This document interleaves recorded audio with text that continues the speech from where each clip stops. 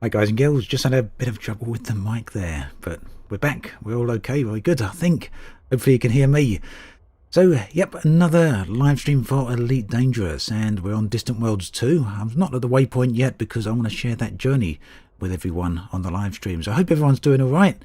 Nice to see everyone here again on Twitch and YouTube. Hello there, Stuart. Thank you for letting me know there. Good. Who else we got? Pat the Horse, Stella Mosaic, Sergeant Stubby, great to see you here again as always. Thanks for helping out. Megahertz, Matt Smith. I wonder if that's the Matt Smith. At any rate, right here on the way to Distant Worlds Waypoint 2. So there's a few sites we can see along the way, and I've stopped off at one right here. This is a ringed Earth-like, pretty neat site, and one of the things we can do is drop down into the ring systems. We'll do that before we head onwards to the next point of interest. And there's a few along the route. So make sure we check all of them out. Hey, Star Striker, Loopy McLoopface, and Chris Richardson. Hey to everyone there. Have I heard about the Void Opals, or the Void Hearts rather? Yes, I have heard about the Void Hearts. I don't think there's any in this particular direction though. We'll have a look on the codex in a minute. Maybe we'll see something there nearby. I don't think there is anything nearby, though, unfortunately. I haven't actually seen them up close yet. Let's not damage the ship on dropping into the ring system here.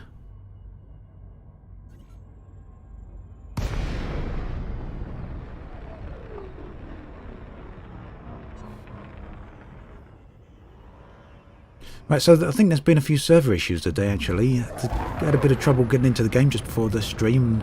Checking over on Reddit, it looks like there's a few other people saying the same sort of thing, so hopefully we don't get any disconnects whilst the stream is actually going on. Do I know anything about the planned community goal at the Amiga sector starting tomorrow? Well, yes, that it's starting in the Amiga sector tomorrow, as you pointed out. There is a outpost there where you can outfit. Essentially being confirmed that the outpost is going to have all the mining equipment that you're actually going to need, so you won't have needed to bring anything with you. Even if you've got a full-on exploration ship, you can just outfit for mining.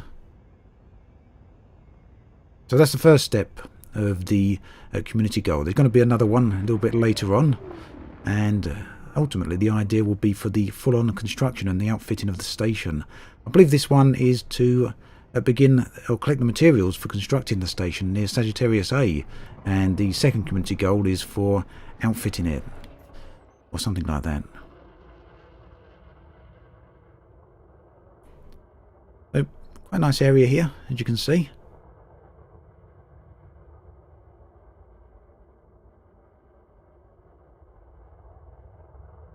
Very nice area, in fact. I'm probably going to hit an asteroid while I'm not looking where I'm going. The new fog effects, the new lighting effects, all shown to great effect here.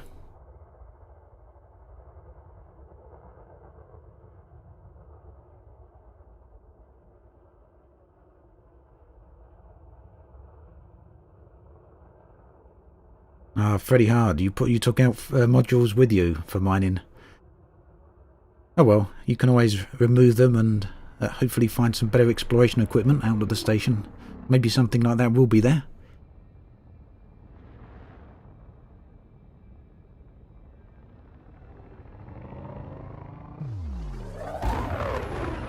Right, so the mining stuff at the station isn't there yet.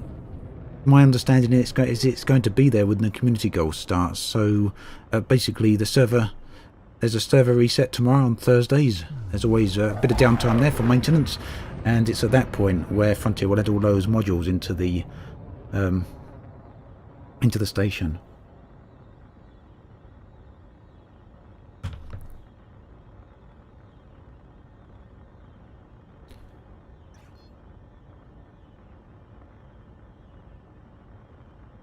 Right, so we're going to head off to another destination here. Let's get an eye on where we're going. So This is what we're looking at right here. We get a black screen. Nice. No, that's because I've got the monitor disabled. There we go. That helps, doesn't it? Switch the monitor on and everything works. So, what do we got? This is the Inner Orion Spur, according to the Codex. And we've got Stage 1, Waypoint 1, Polini, which is where we all started out. And we're heading towards Waypoint 2, the Omega Nebula, all the way up here. So I'm here at the moment, around about halfway, just so we could get a little bit of a look at that ringed Earth-like. We've got the Bug Nebula over here, and Labyrinto, Thor's Eye, Lagoon Nebula, the Moth Nebula, Triffid Nebula, and a bunch of other things. So I'm going to stop off on a few of these places. Obelisk, where am I at the moment? Here, Cycladia. Skytech, so I tried turning it off and on again. The problem was I didn't even turn it on.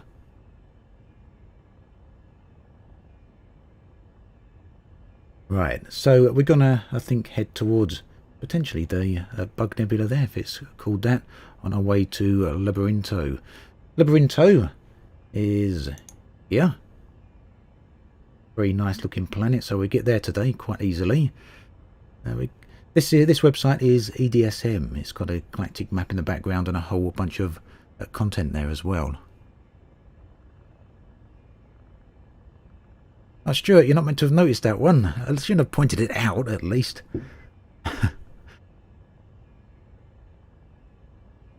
Right. In the Colonia route between Hillary Depot, which I've actually stopped off at, and some of you may have noticed that I did have some module damage at the end of last live stream, so I repaired that at Hillary Depot. Okay, well, we can perhaps come back and read that a bit later on, but that should do the task right now. Let's get back into the game. Oh wow, I always start that one back up every time I flick back to the game there. So we want the Bug Nebula. Could I share my ship build? Yep, in just a moment. I certainly can. Give me 2 seconds and we can do that. Hopefully. Or not. For some reason. Oh no, yep, all my builds have disappeared from Coriolis. Maybe I'm not logged in over there or something. Well, I can't share the build right now, but I'll do it a little bit later. You can probably see it actually in the video description, actually, if I haven't changed that.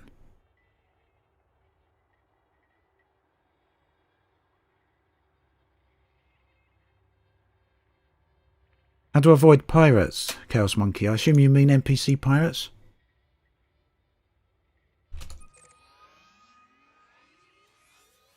Thank you, Howls, and fortunately the game has given me that information anyway. But let's head there. So another planetary nebula. These are pretty neat little locations. They're not quite full-scale nebula. In fact, they're much, much smaller than full-scale nebula. They're just the size of a star system. No music. Spot on, Trey. We'll start some of that in just a moment.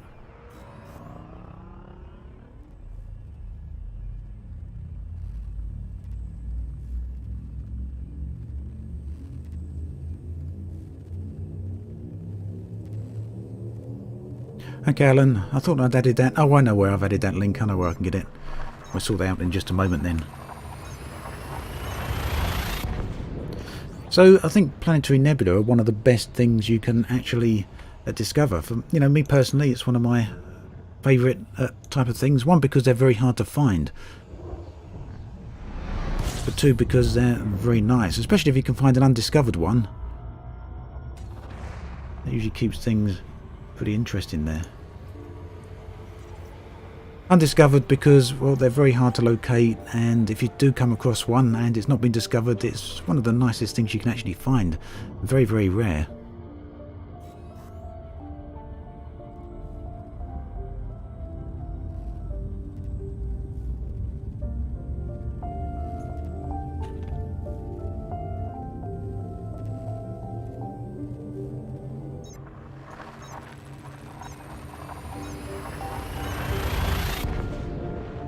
I'm wondering if the game's a little bit loud there.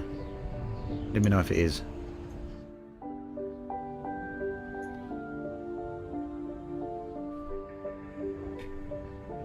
Thank you very much, Dustinator, for the host. I appreciate that.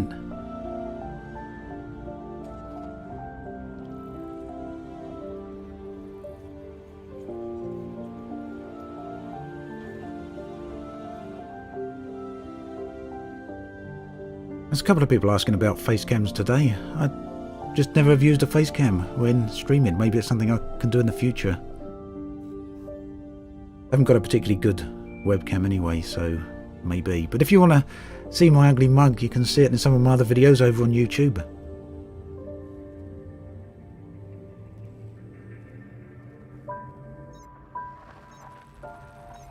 Okay, thanks, Trey.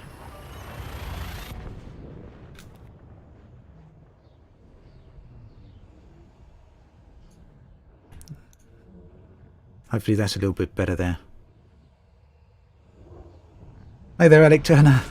Thank you. Nice to see you here as well.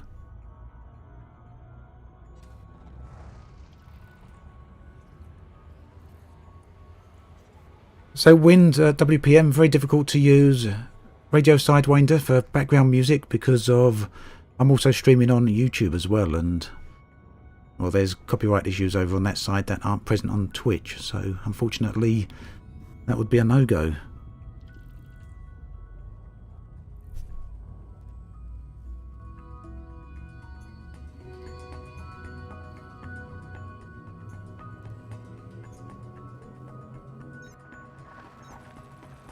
Well, thank you, Trey.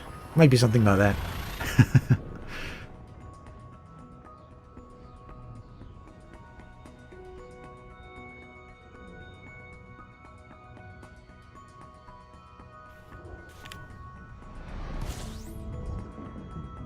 Yes, as Raptor points out, there's some emojis of my ugly mug in my Discord channel, thanks to Stuart GT. Thank you very much for that. They always seem to be used with more frequency than I would like.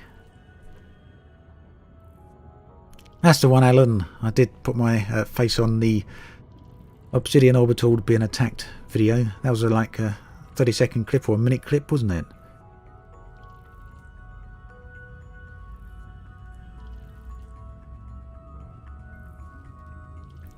Right, so I've got a few jumps here, and you know what I'm not doing is scanning along the way, which I really should be doing. Let's make sure we start doing that now.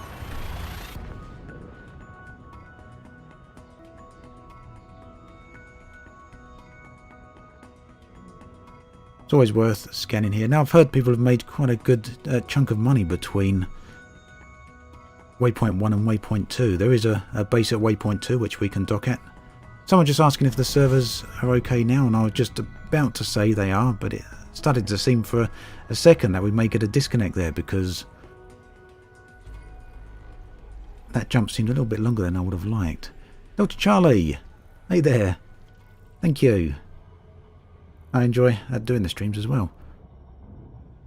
Yep, my HUD is blue again at Buckfield, but I don't think it will be staying blue, and you'll be able to see why right here. Purge, Obsidian Orbital is named after me, that's correct. Thanks to a very kind community vote. Right, and this is one of the reasons... Oh, well, let's see if we can tab that chat out.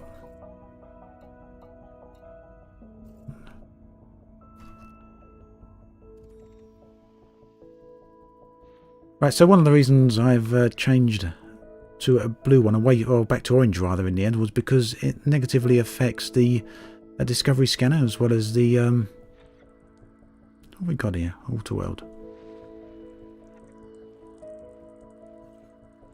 There's the codex as well. Unfortunately, it makes the codex look a little bit messy, to say the least. So it's worth scanning off here just to get a little bit of money between here and the destination. I've got enough money for most of the mining equipment anyway. And thank you, Andy.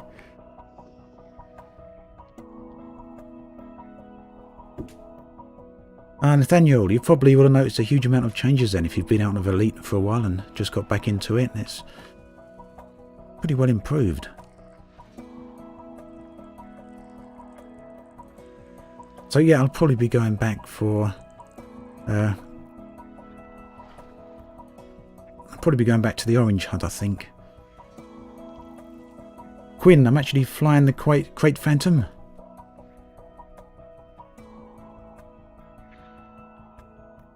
So yeah, I've actually used the blue HUD for a good few years. 2015 probably. I was with Chapter 4, I went back to Orange, and I'll show you why in just a moment, once we've got these planets out the way.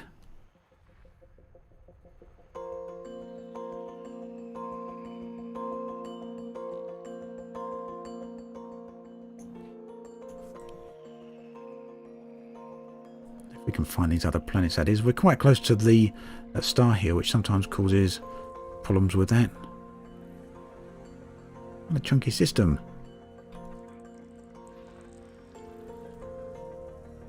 Weren't bad stopping off here and finding a water world straight off the bat. It looks like we got a load of asteroids there.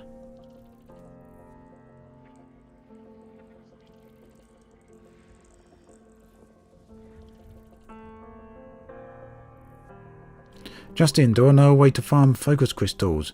So what I personally do with that sort of stuff, I made no secret of the fact that I don't like grinding in Elite. So there's a few locations where you can go to for things like that. So for manufactured materials like focus crystals, I go to Dav's Hope and just collect all the materials that are available at Dav's Hope, and then go to the material trader and trade them in for whatever I want. You actually get quite a good amount of items at Dav's Hope, a good selection, some of it grade 4, some of it, I think, and correct me if I'm wrong, some of it's grade 5 as well there. So it's quite easy to go and trade that stuff in. It saves you worrying about farming certain things like the focus crystals. You're very welcome, Danielle. Thank you, I'm glad it's been a help. So Quinn, the Crate Phantom I would class as a exploration ship. In fact, it's probably, in my opinion, the best exploration ship in the game. It's got a better jump range than many other ships. Not the best jump range, but certainly a better jump range than the Asp Explorer. And it's got more flexibility than the Asp Explorer to boot. So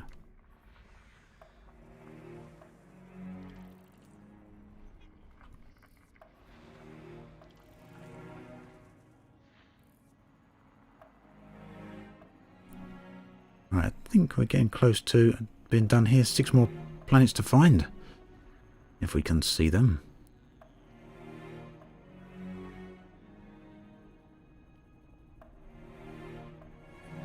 Nuclear, this is the FSS. If you have to fly close and shoot probes, that's a different scanner entirely. That's the probe launcher. This is the old Advanced Discovery scanner.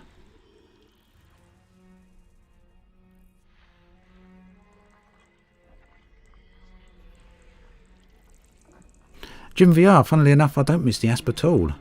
I think the Crate Phantom shares enough similarities with the cockpit for me not to feel like I'm missing the Asp.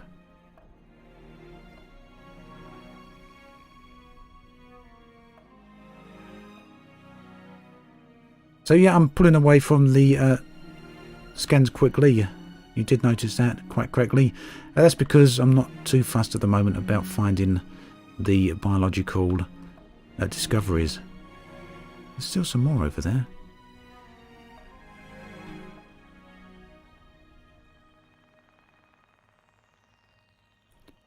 Where's these other 3 then? Sometimes you get them really well hidden. Michael, what exactly is Distant Worlds? So Distant Worlds is a big expedition, a community event. Let's have a look. It began on the 13th of January and is going to be 20 weeks long. And it's a journey across to the other side of the galaxy. And basically, a load of people from the community have signed up. Over 11,000 players. And that's a general gist of it. A collective travel across the galaxy. Okay, so whilst I'm not looking for geological items, what I'm going to do is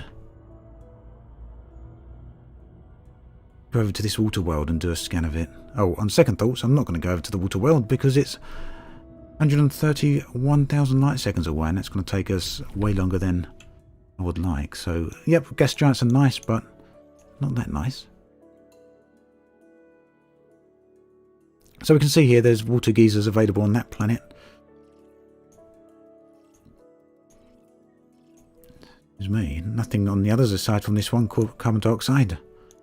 So this would perhaps be worth going to if it was really close to the main planet.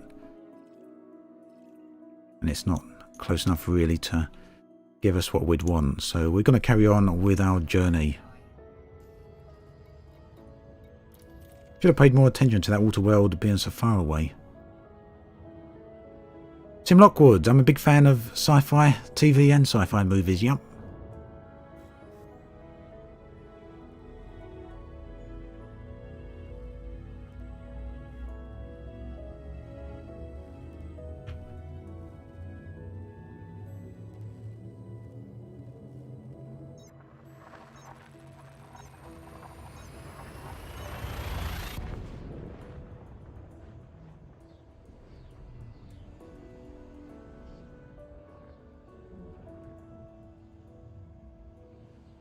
That's pretty interesting, Alec. I'm going to read your comment out here. So this is a comment from Alec Turner over on the YouTube chat. This is obviously people on Twitch can't see this, but what he says is it's worth pointing out that Distant Worlds 2, with around 12,000 players currently subscribed, is the world's largest in-game MMO event, as far as he knows, and apparently will even be featured in the New Scientist magazine soon. Look forward to seeing that for sure. Those jumps are definitely a bit longer than usual, so I guess there's some server issues still.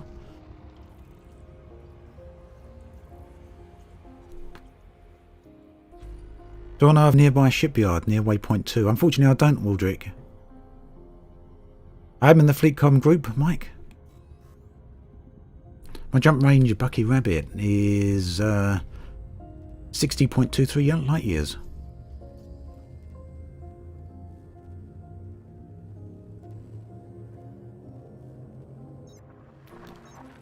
I was ashamed to hear the links down then, Melted Logic, because I was going to use that link to repost it here. I've just gone over to Coriolis and I've been logged out there, or my builds have disappeared, so I can't get it right yet, but I will try and get it when we have a bit of a break or a bit of downtime in just a moment. We'll get that. So I hear some people having servers issues. I don't use EDDI. Although I do know it's pretty interesting. There we go. So the server issues finally reached us. Oh dear, Frontier.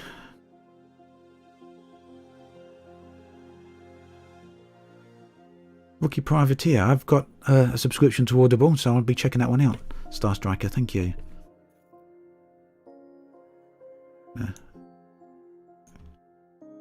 Copy and paste that and message it to myself because my memory is terrible. I have to message myself and all sorts of crazy little things just so I remember things.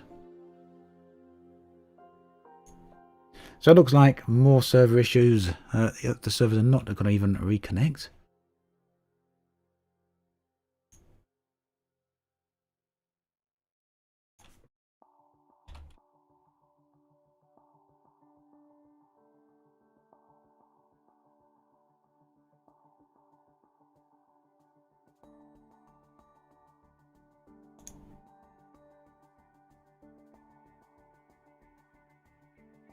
It's not going to let us back on, is it? Load B-roll. I think that's not a bad idea. I'm going to have a quick look here on Steam charts. It gives us a bit of an indication of how many people are actually playing right now. Although it won't include everyone, of course, but it lets us know if the numbers are higher than normal. Current players, 6,000. It's just starting to peak as well. Well, not reach its peak, but it's just starting to trend upwards as well for the day.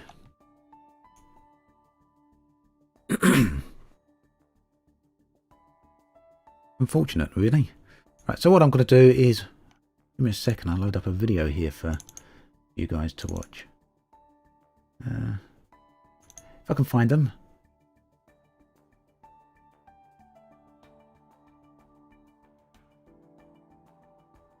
Got one in mind here.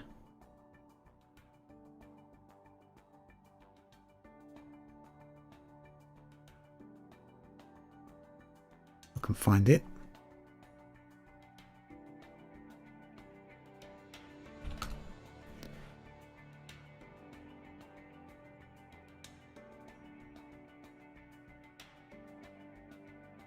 Yeah, it's a shame to see the servers are down already. Totally agree. Some people saying they've just got in from work, which is absolutely typical, isn't it? Getting from work, want to play the game for a bit, and then you can't.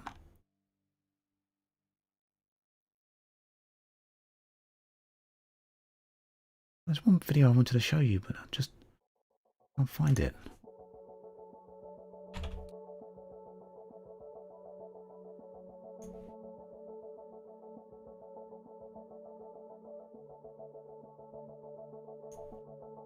Alright, let's see if we can do this another way.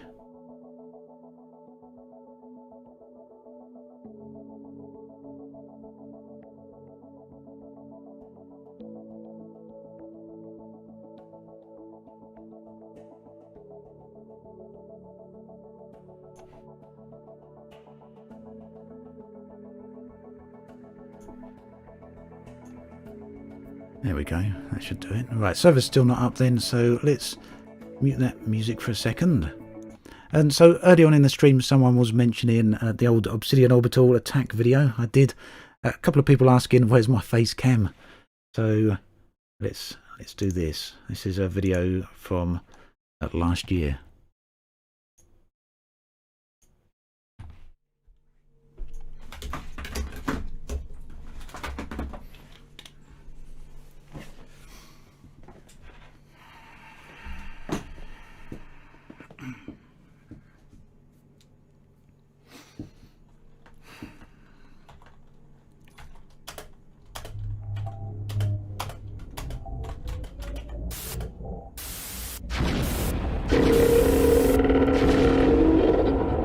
What the f...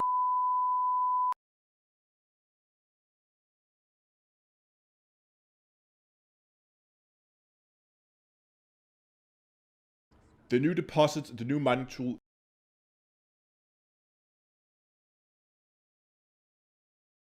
But there we go. Can't believe that was a year ago actually already. Yeah, watching YouTube on YouTube. Right, I'm going to actually load the game back up again. That may help. So Stuart, you've been snarky there.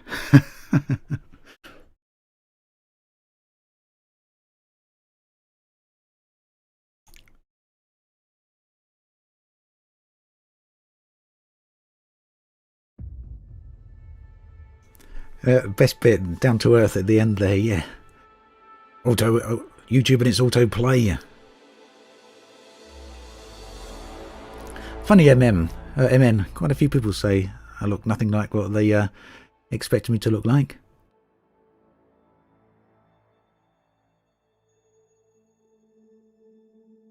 Yeah, and that was down to earth for a second there. The YouTube was autoplaying onto the next video.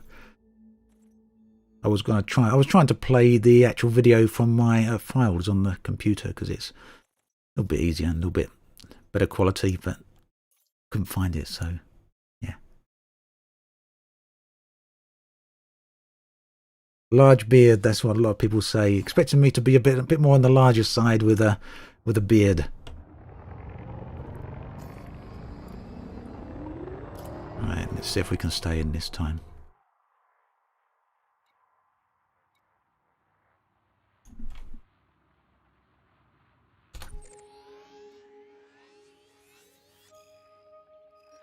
Hey there, Corpse a lot. An engineer beard.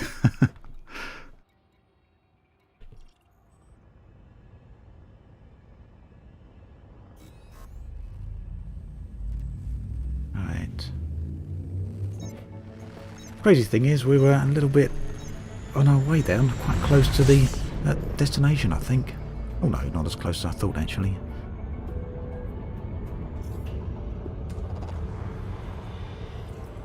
Let's see if there's anything here that's worth stopping for a scan. Expected me to look older. I'm actually 42, nearly 43.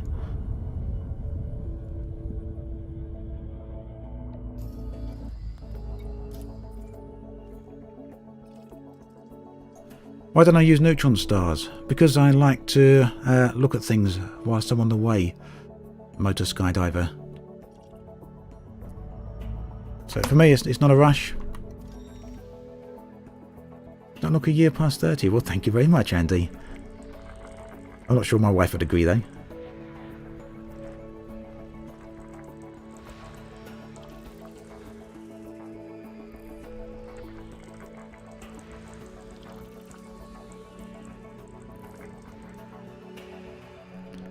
Right, 9 bodies here. Hopefully it won't take too long, but only ice bodies. But seeing as there's only a few, we will scan them at least. It's a few extra credits.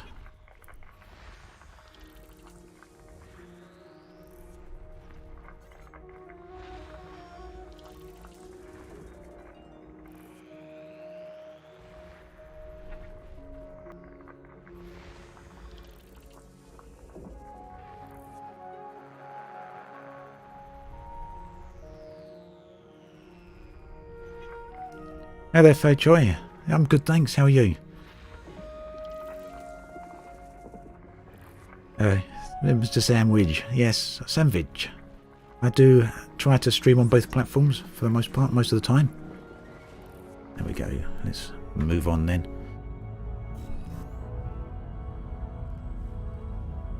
Yep, biologicals is definitely something I'm looking for.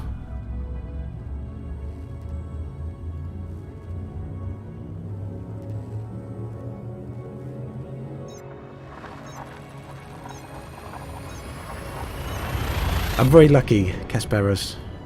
My wife's actually pretty good with the time I put into YouTube and Elite and all the rest of it. What time is it here, Carter? I'm in-game time is my time. It's 4:38 here. What country? UK, England. It's in the south. Philip Glass's exceptional music, Joshua. It's just there's always that copyright issue with YouTube. So you got to be careful. 9 bodies here again. Oh, 6.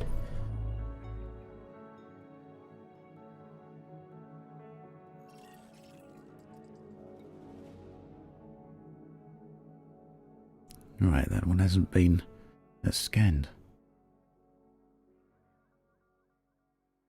Not going to worry though, we'll leave it. I'm trying to I don't actually want to get to the destinations. I didn't go to TwitchCon last year, no, Buck Rabbit. I'd like to go this year, but it's a fairly expensive trip really. One of my favourite systems. These are in oh, thank you very much, Corpse Alert. Thank you. Very much appreciated. Cheers for that. What was I saying? Favourite system ever? Yeah, my favourite systems are in the Barnard's Loop. One of my favourite areas of space, simply because there's so many nebula there. I'd always like Bubble Nebula and locations like that. Anywhere which is colourful. Essentially, Salisbury is one of my favourite locations in the UK. Melted Logic.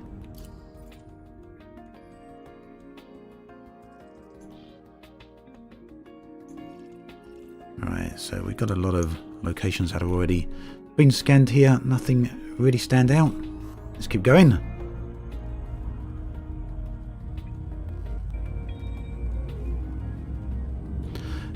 Yes, Sergeant Stubby, the trouble with the Creative Commons license is that whilst it's licensed for use, that some people actually claim it as copyrighted. There's whole crazy stuff going on with YouTube, is that just because something is legal to use, it doesn't mean that you're not going to get flagged for it. So it's really, really difficult.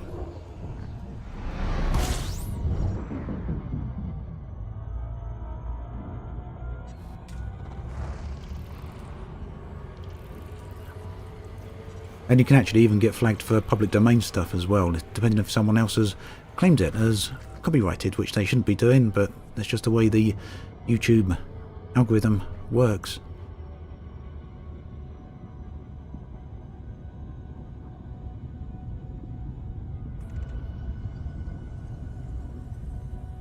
Hey there, hero. I'm doing good, thank you.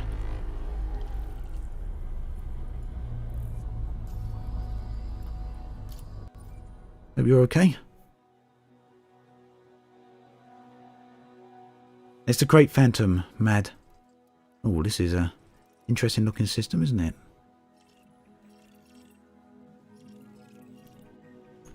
I'm not going to stop off for geological items here or biological items today.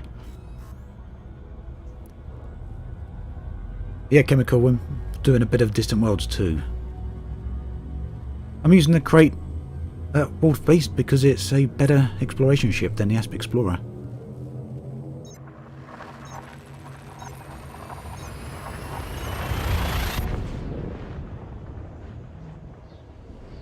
Well, Sergeant Stubby, to be perfectly fair, it is better now than it used to be. It used to be really, really bad.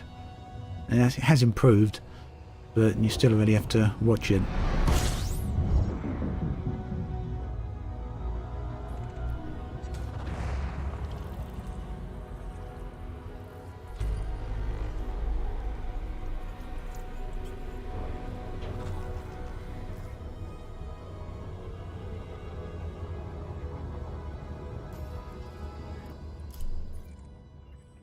So essentially all I'm going to do is stop off here for water welds, earth lacs or ammonia welds for the minute.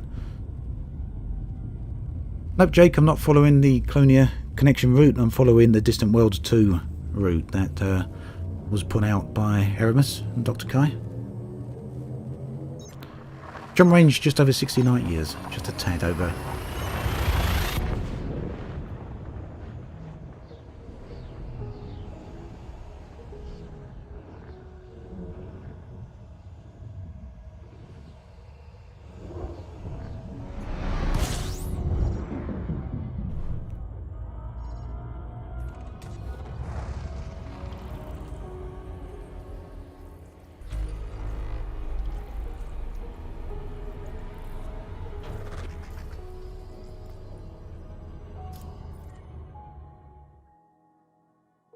Yeah, the view was fantastic at stop-off point.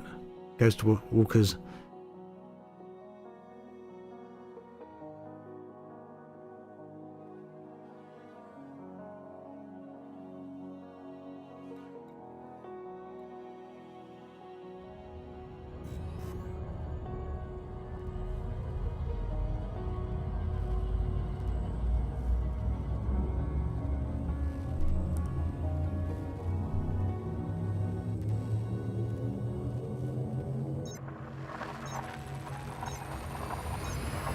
You could probably get more than 20 light years out of an unengineered Phantom, although I'm not entirely sure.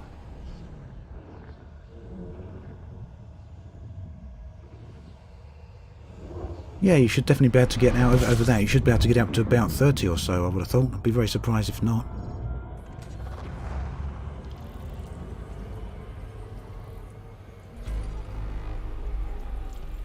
Right, I think we're nearly there. 18 planets in this system. Well worth a look. Yeah, the view definitely claimed a number of victims. Quite a high G world, 3.3. Had to have a careful touch down there. Okay, so we're in the bug sector now. But whilst these aren't water worlds, these are pretty neat looking ones because they've all got an atmosphere on them. I'm wondering whether that's going to be worth scanning there. It may be possibly a water world as well, that other one. Let's have a look.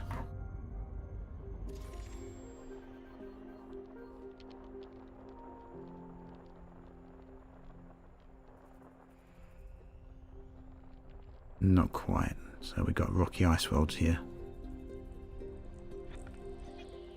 Sometimes they're quite tricksy. They make you think you've got something that you haven't. Okay, so thank you, Chemical Serenity. To the person who was asking about the jump range of the Crate Phantom, a default Crate Phantom with an upgraded FSD to 5A gets you 20 light years, so that's correct. Thank you very much, Joshua. Thank you for that. Very kind of you.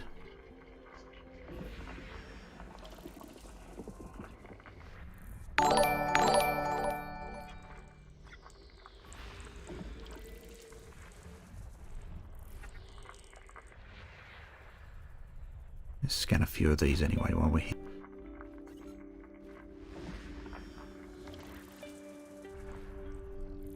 What happened there? I zoomed out too quick, I think. There's only one of these that was landable, and I just want to see if there is some geological features on it.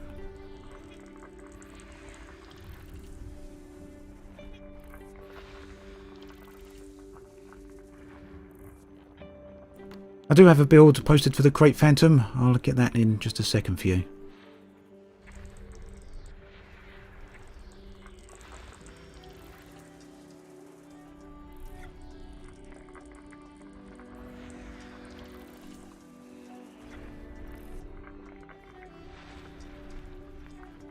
A lot of planets here.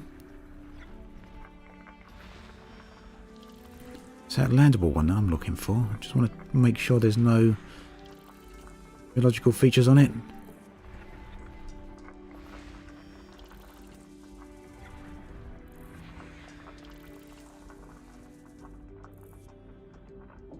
Thanks for posting the link there, Michael.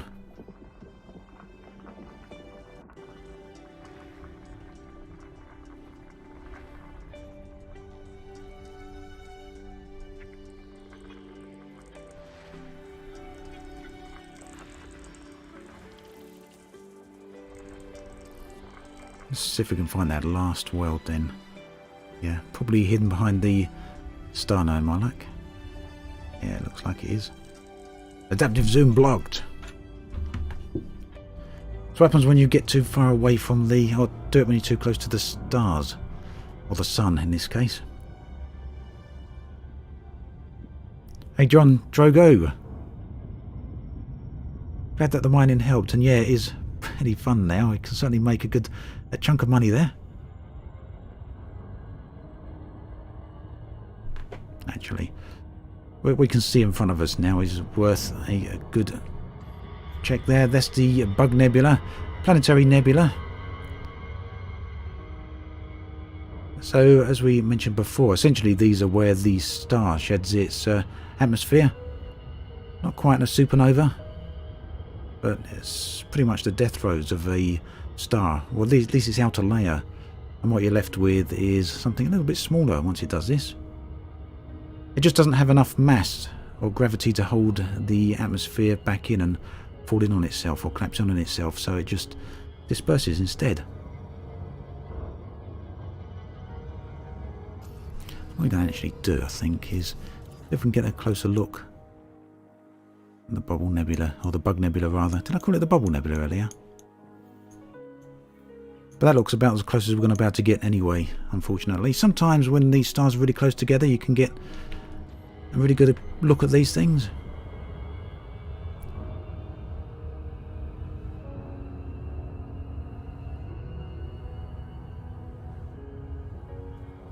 Well, that's certainly nice to know, Trey, and thank you, Alec, for that link there.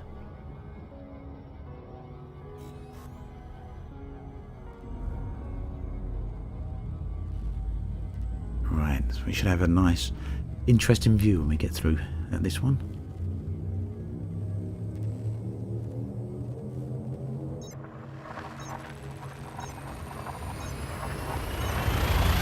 Thank you, J. Moni. Plenty more to come for that.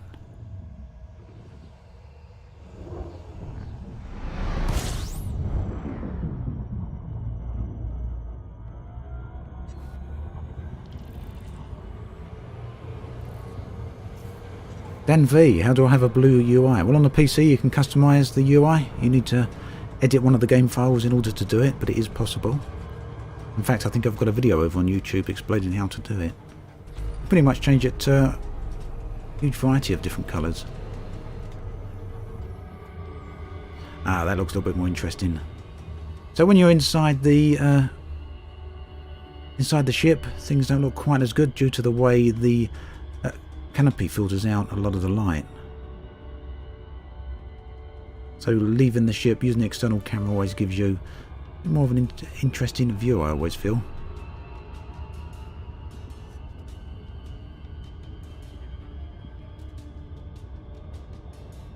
But yeah, these planetary nebulae are well worth going to, especially if you've got a landable planet here. Yep, ED Profiler is a very good tool for Elite on the PC.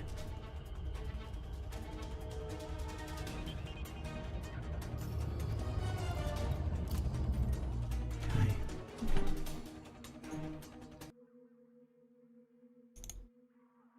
Wow, look at the size of that star there.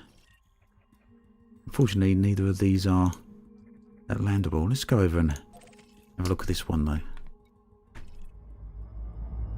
Since we're here.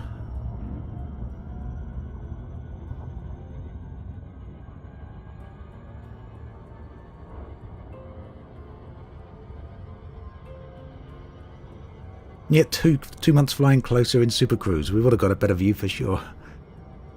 2-month-long live stream. Be interesting to see how people would feel about that one. Hey there, G. Thank you for the subscription. Yep, I'm in the Bug Nebula right now, Fabrico.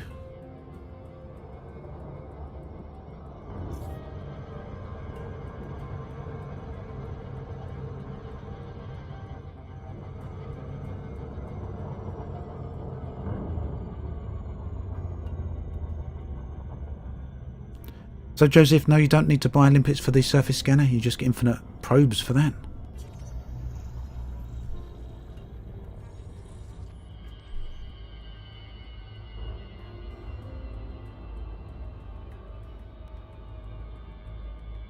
These colours really got a strong contrast to them out here.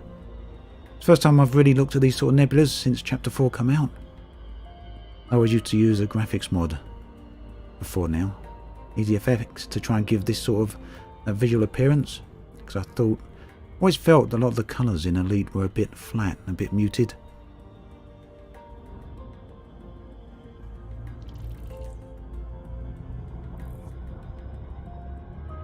But no, not now.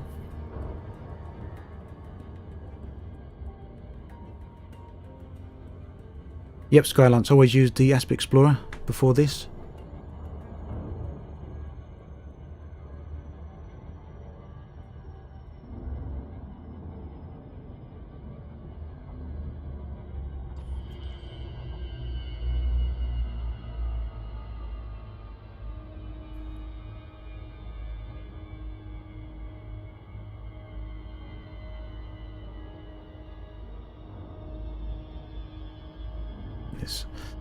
As I normally am when doing these streams, I get a little bit of footage for the videos, so you'll see these on my Distant Worlds video that'll be coming up in the next week or so.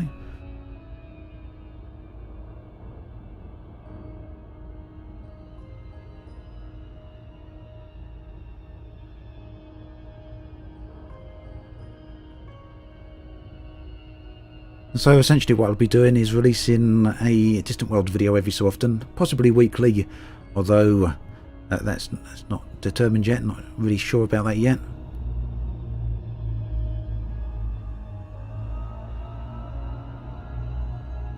What it will do is, see if we can get this here. Yeah, what the plan is to document the journey from waypoint to waypoint. So that's why I haven't done a launch video. The first video will include launch and then the travels from the first waypoint toward the second waypoint, and show some of this footage that we found along the way, which you watching the live stream get to see already, but we'll edit it together and get it looking a bit decent, hopefully.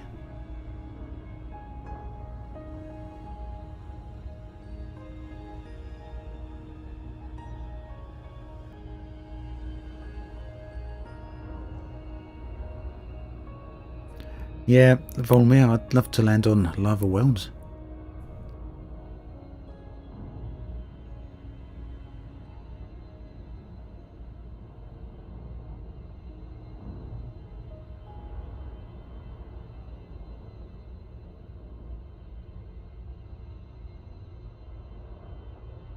So Skylance, my current setup, I'm very happy with. I think it actually works really, really well. So I've got really no plans to upgrade at the moment. Certainly not for Elite anyway. I get pretty much the perfect frame rates, what I need for this.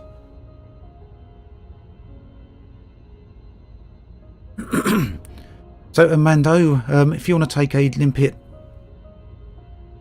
a repair limpet, do that.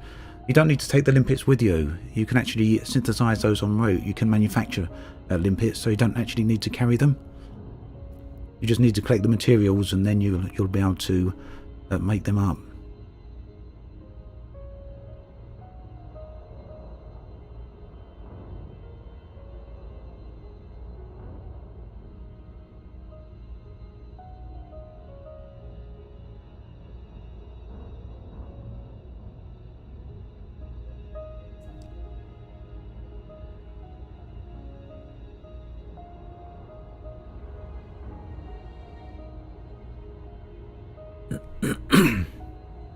Oh, sorry, excuse me.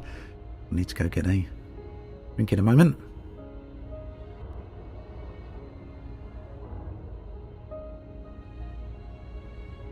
So yeah, worth coming to this location just for this. Well, just for this view alone, I think.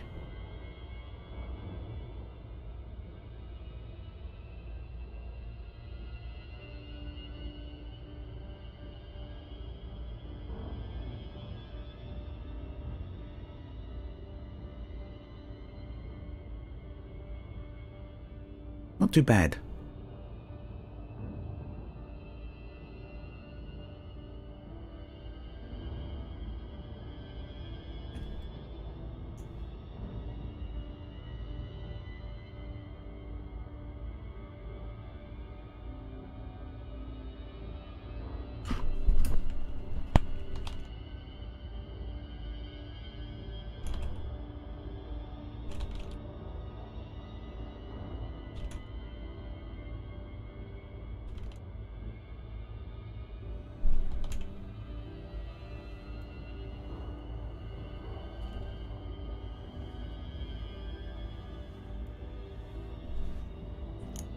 Right, let's see where we got to go to next then, I think. Commander Stargazer, hey there. Nice to see you. Yep, Armando, no worries there. The game's changed quite a lot over the previous months and years, so if you've been away from the game for any length of time, it's probably going to look quite a lot different now to what it did previously.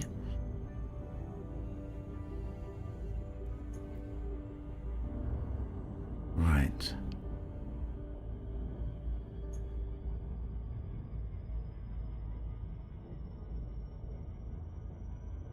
Let's switch back over to one of the other screens here.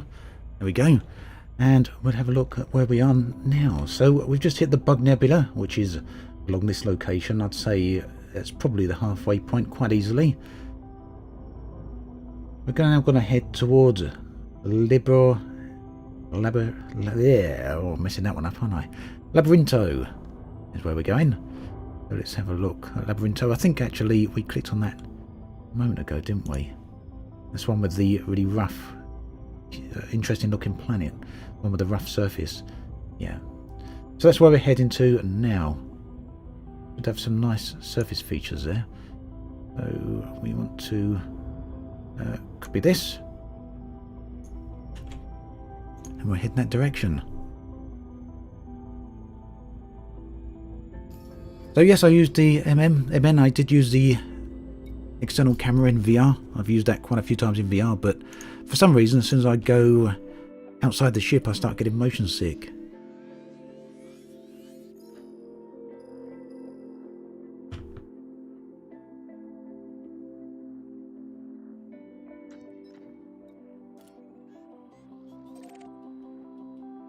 So there, it looks like not too far.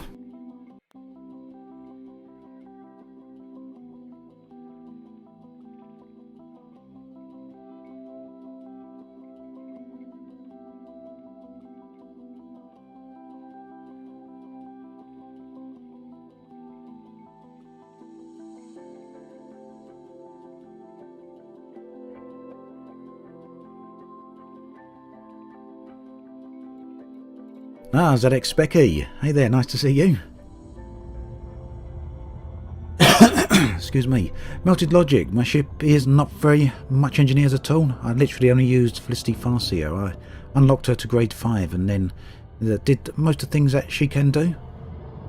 So maximised the FSD, low weighted the sensors. Alcatraz, hey there.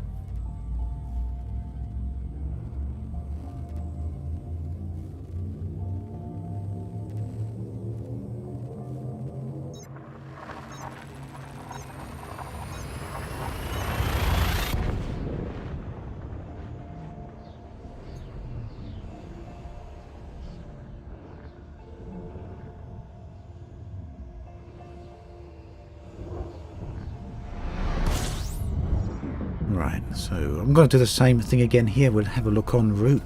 Quite a few more jumps this time, but we'll have a look en route to see what other things we see. You know what? I totally left you watching the wrong screen.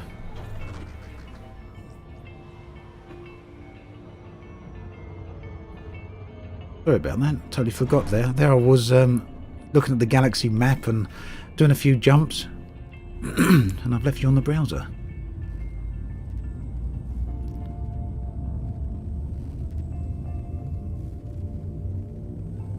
So ZX Specky, are the servers behaving? Well, they are for the moment.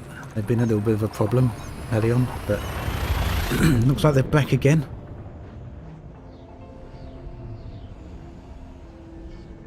Hey Sky, hey there. How are you doing? Labyrintho is the Greek word for maze. Yeah, nice to know, Anubis. I guess that it describes the planet that we're heading towards.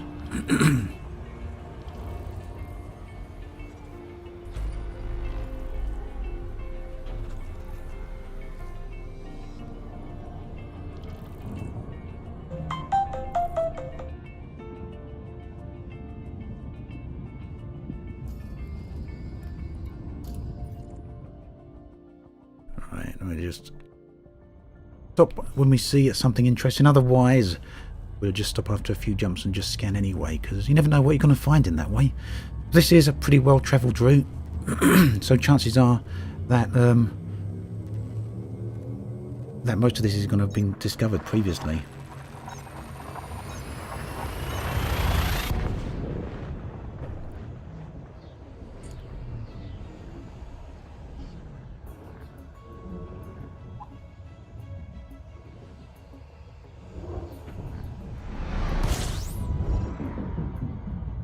So no, I'm not using the Neutron Highway.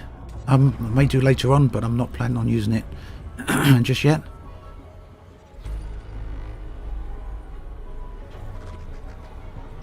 Okay, NM, I'll catch you later, okay? 6 bodies this time.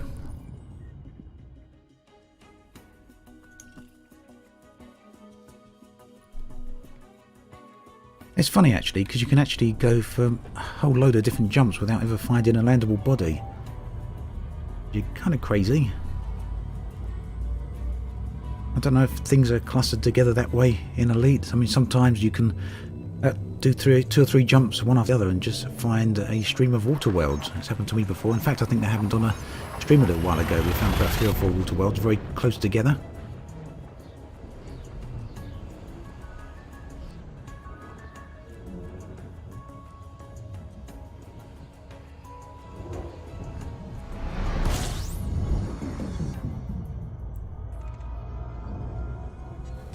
Mr. Moo, don't take the SRV out.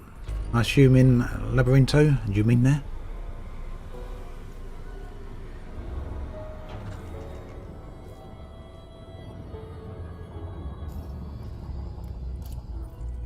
Well, look at that, one lone planet. Imagine being a civilization living on a planet like that one, with no other planets in your star system.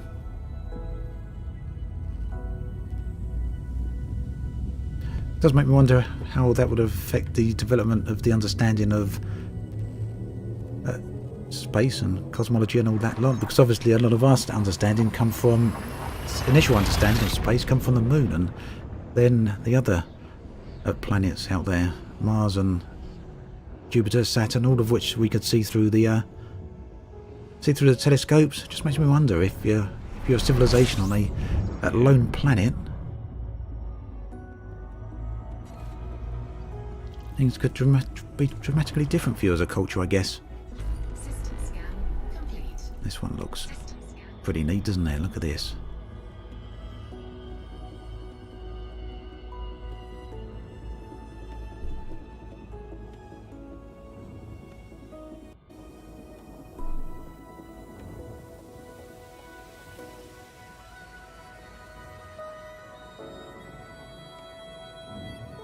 Bit of a wide-eyed view there, bit of a fisheye going on there, bit of a lensing artifact. But let's not overheat this ship.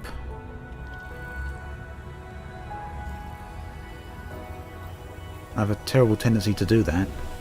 Leave the ship in external camera mode and overheat things. Won't be the first time.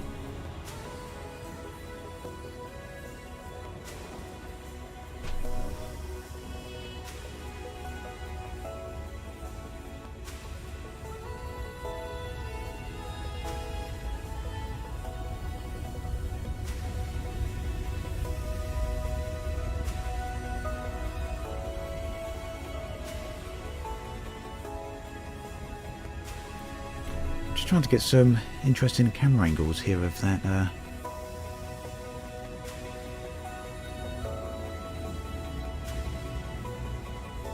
okay, so the other star's over that way. Sunblock 40 billion, I think. Yeah, kind of agree with that. Let's try that again anyway. Oh, is there 3 stars there? There was only 2, wasn't there?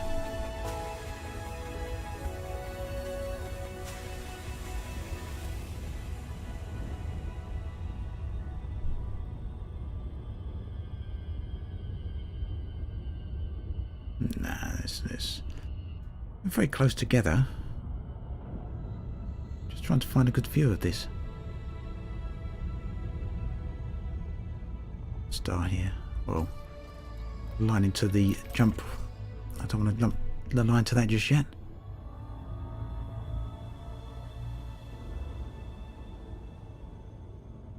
Okay, Madness. I'll catch you soon, okay? And thanks for watching. Trying to get this star here from a decent angle. Yeah, there was 3 there. I thought there was.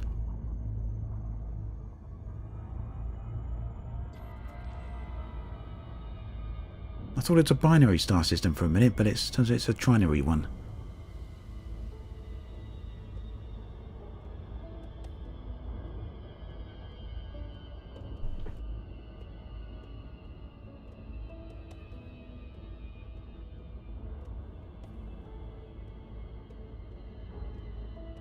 Yeah, not bad, eh? Quite a nice looking location.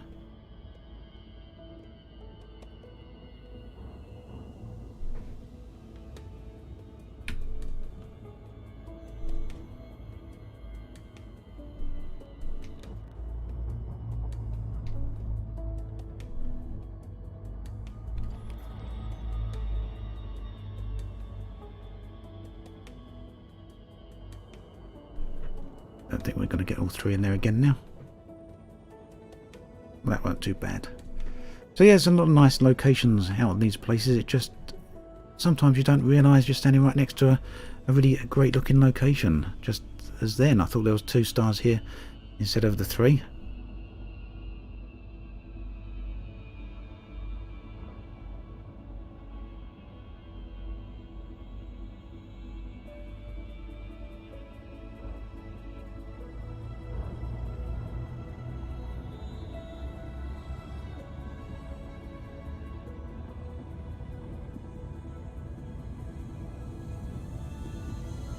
Got another one over there, quite close as well.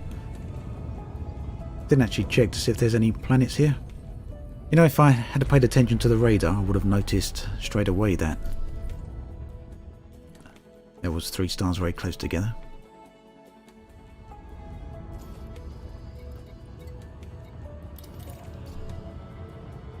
Hey there, Clockwork. To the question of how far away am I from the waypoint, I'm still quite a way to go.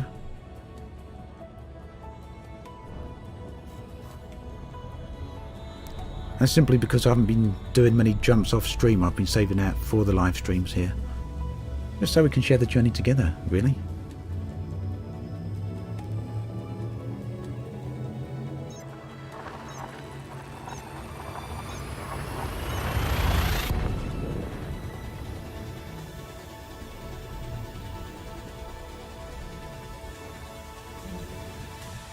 Hey there, Magic. Just practice, and I'm still nowhere near as good as a lot of people out there. There's some absolutely fantastic YouTube videos out there for this sort of thing. I still wish I could get some of those camera angles other people get, but just keep practicing, I guess.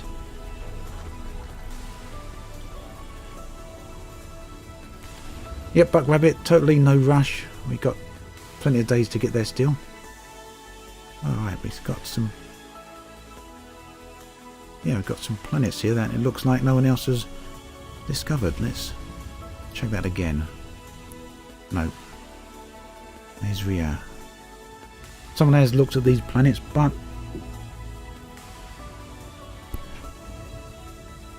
possibly there's still something very interesting here.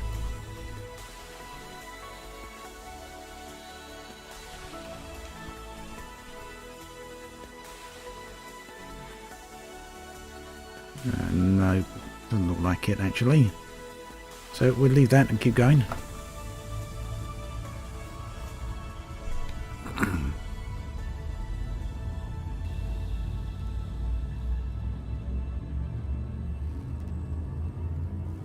So what command is it to take resolutions of 4 times, screenshots of 4 times the current resolution? So that's Alt and F10.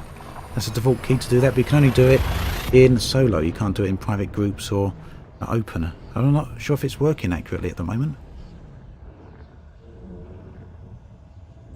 Lady Curuso, I've crashed into plenty of things by doing external cameras. I trashed quite a few ships as well doing it. It's one of those things, I guess.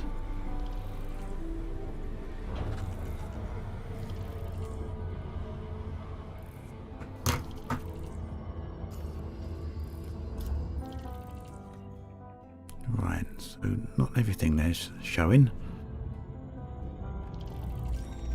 So I would actually be surprised if we found some undiscovered stuff out here.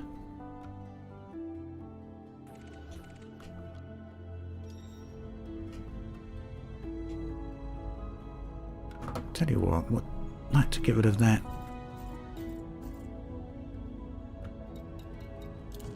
Nope. Hoping to get rid of the squadron chat there because don't really need to see that while we're on a live stream, do we? Not to worry.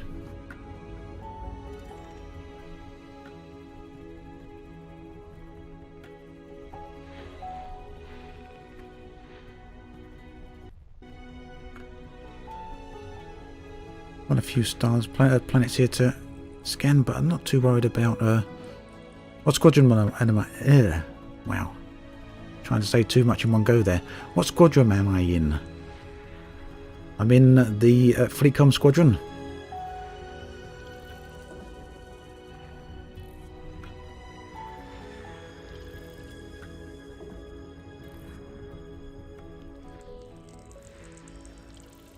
Right, so I doubt whether we find much in the way of geological features here because these are...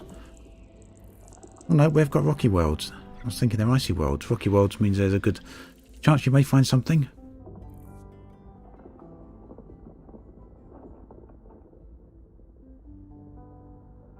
No volcanism.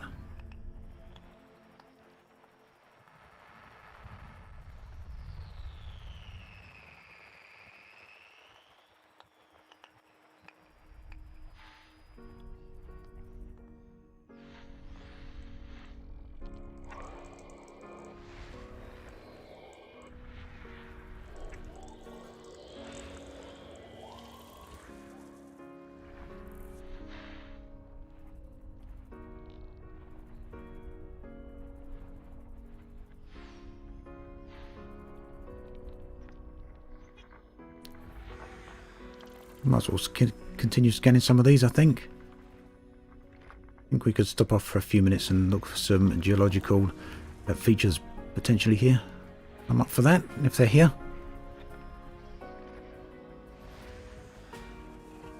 Oh, here we go. Looks like we might have found some. Silicate vapour geysers. Okay, we'll go and head over there and have a bit of a look. Hey Shan, yep, going good. Taking a very slow trek towards waypoint 2. Just taking it easy today, I think. Just seeing what's here along the way. I haven't gone too far off the beaten path, but...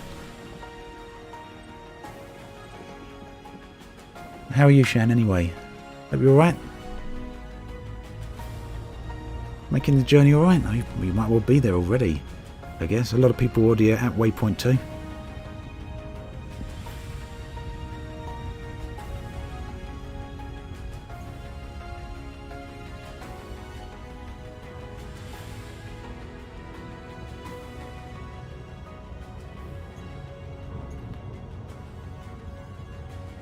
Alright, it's a little way over there, which is...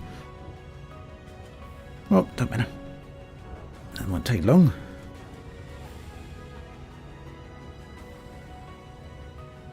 Yeah, Matrix Expedition, I think is going to be a great one, so... Ah, so Shan, you're all ready for the mining. Be interesting to see how many people actually end up mining. I think there's going to be quite some good numbers. So, in case anybody's wondering what Shan is talking about there in YouTube chat, we've got a community goal set up tomorrow for the first step in constructing a brand new station near Sagittarius A, and the community goal is for mining. Now, I don't know if there's two aspects to it. Often there's two aspects to these community goals. Sometimes you'll have one side of it doing the mining and the other side of it doing defence with bounty hunting. So I've no idea whether or not there'll be bounty hunting for this particular community goal. It seems unlikely given where it's located, but you never know. But if you haven't brought a mining ship with you, and most people on this exploration expedition won't have brought a mining ship, then it's no problem, because at the station, that's at waypoint 2, Frontier are going to unpack a load of mining modules. There should be pretty much everything you need of pretty much every size, so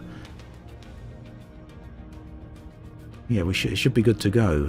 As Shan again is pointing out there, the first community goal is to build the station, and the second one, which I believe, if I'm not wrong, is happening at waypoint 7, is to build the services. Oh, look, I had the wrong planet selected after all that. Flying in complete... No, am I? No, I'm not. Oh, wow, I thought I was flying in completely the wrong direction there for a second.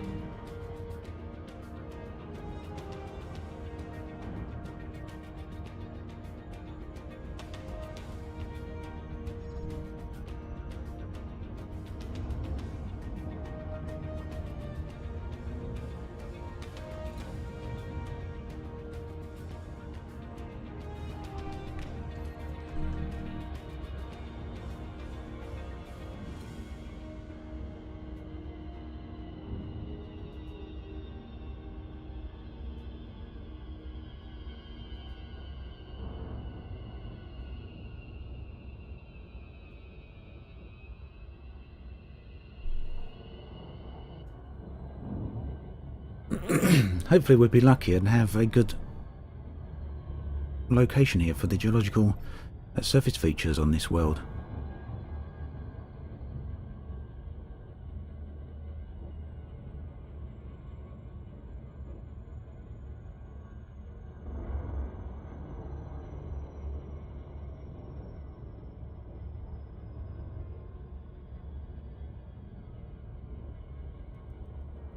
God, this world is really close to this ring, isn't it? I think we're going to be able to actually see the rings from the planet, though. Unfortunately, it's pretty dark out this way. We've travelled quite away from the star, so the light doesn't reach out here particularly brightly. The 2 probes should do the job.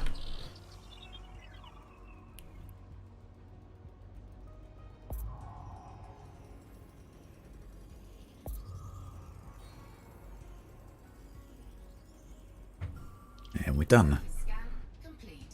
Okay. So now the question is,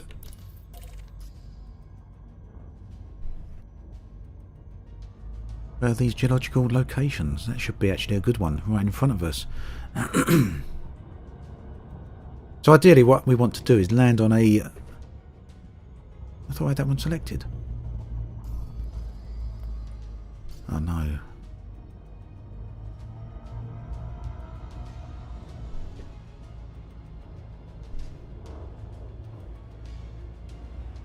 Guess not.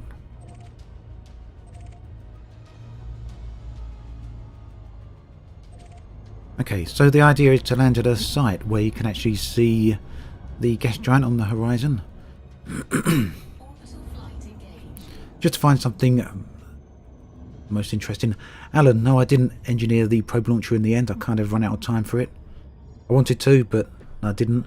That was the last thing on my list to engineer. I wanted to do a few other things.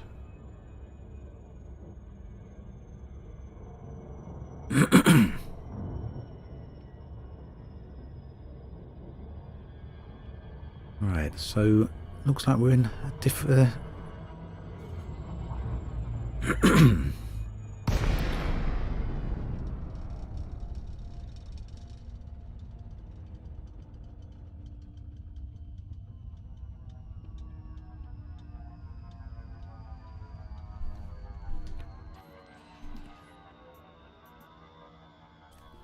There we go. That's what I was hoping to see.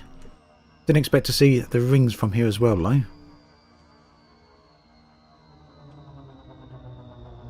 And we've even got some misting going on here from the planet. Bit of outgassing.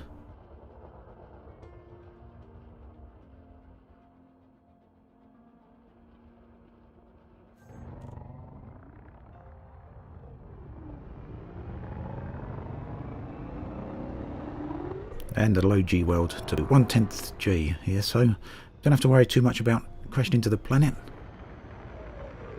Although that said, I will put my shields to max because I have tendencies to do stupid things like that.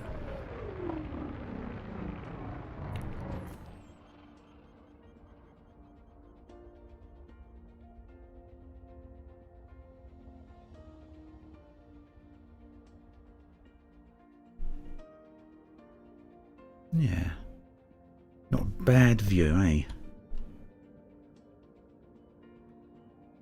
Let's get down there.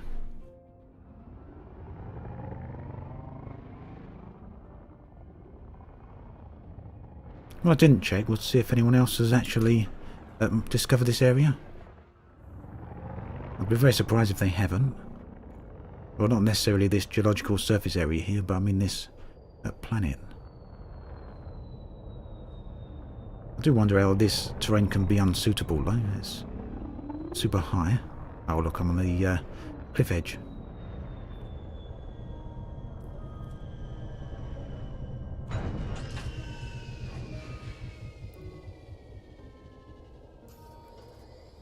Let's have a look there. Covered by someone else? No, surprisingly enough. Okay. This is the sort of thing that should really be bookmarked, isn't it? Let's bookmark that. So we come back here, I think. Maybe.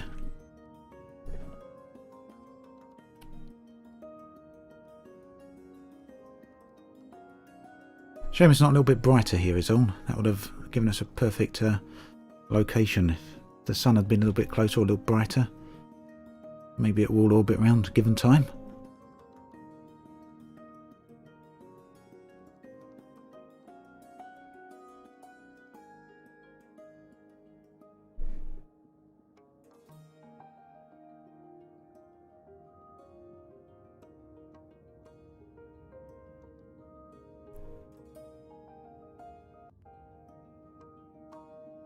It seems a bit muted, doesn't it, the colours? Could do with a bit more gamma there, perhaps.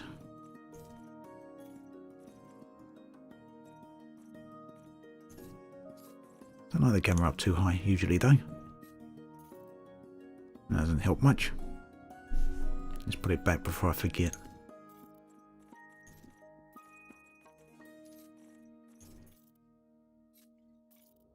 Yeah, those campfires. They're actually not as small as they look. They may look small, but they're really not.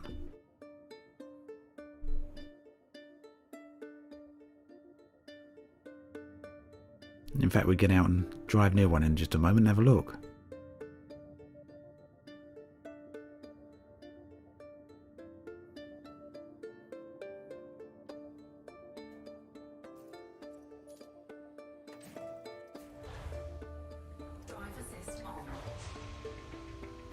Although that said, they're not small, but they're certainly not large either. Low gravity warning.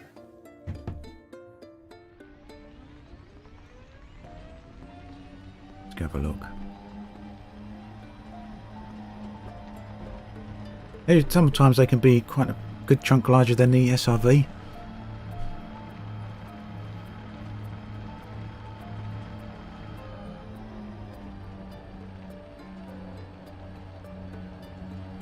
But yeah, full-sized actual live volcanoes, that would be a really nice thing, wouldn't it?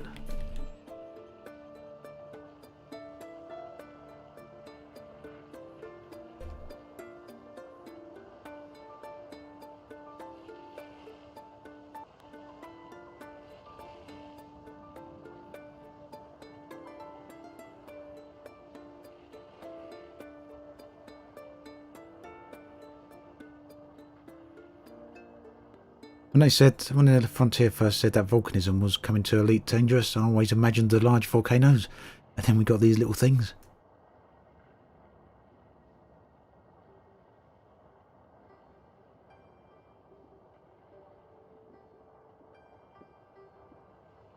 Drive into it.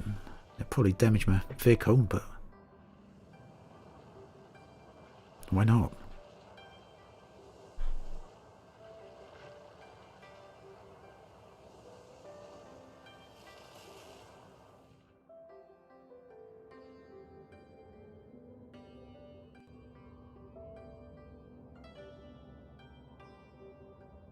Marshmallows, anyone? Yeah. Let's see. Yeah, took the shield down a bit, but not rapid damage. But you don't want to do it for too long.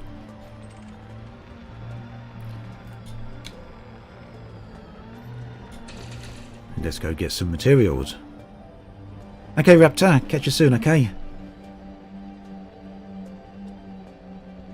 PC specs, I believe you can see in the video description. And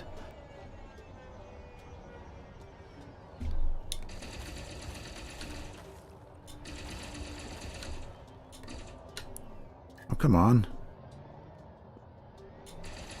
There we go. I was wondering why it wouldn't shoot that. So might as well get a bit of minerals while we're here, materials or whatever. Yeah, Shan, water geezers are always fun. Launching off into, well, quite high into space. Or not into space, but off the planetary surface. I do think some people have managed to get themselves into orbit, haven't they? I really hope we see a Turgeon adventure on the Distant Worlds. Shark.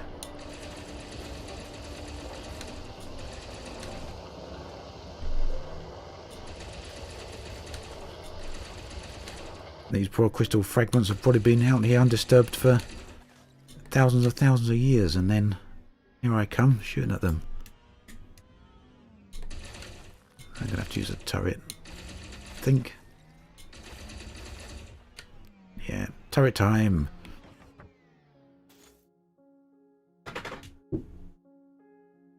I'm in solo at the moment. Triangle. Out here on my own, there's no real point going into private group.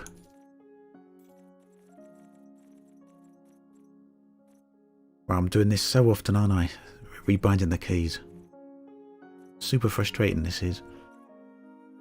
I backed up the keys, key binds, but not with the turrets.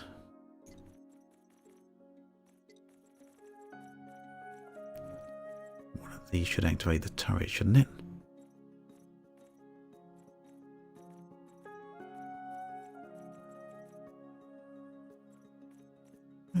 Deploy turret key.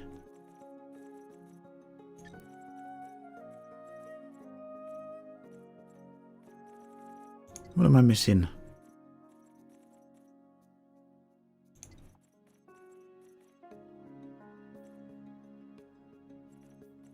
Yep, and PC Distant Worlds is on the PS4.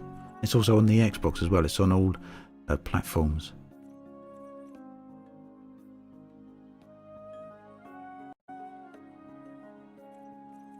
Why can't I see activate turret? What am I missing here?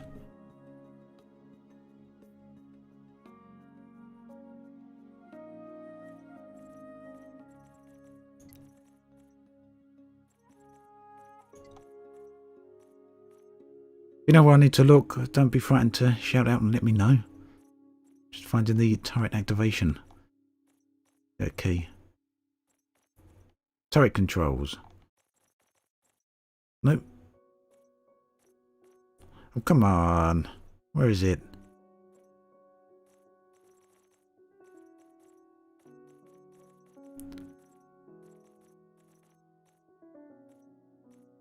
I'm obviously being blind here because it can't be that well hidden. And I've used it so many times in the past. Probably shot over it a few times here.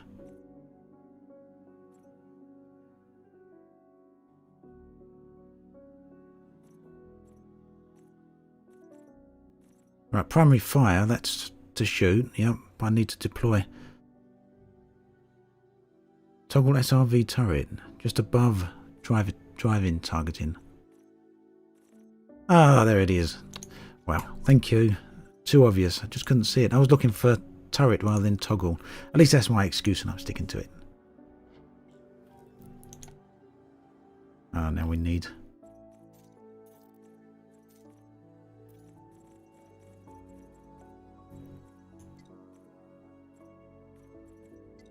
Put this on mouse for now, just makes it a bit easier.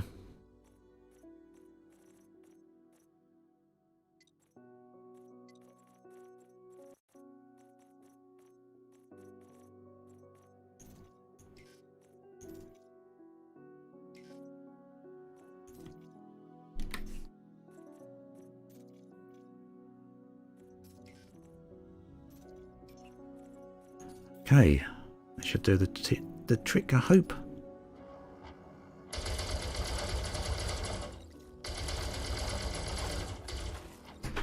And we still can't get it after all that. It better be worth it. There better be something truly valuable in that crystalline chunk.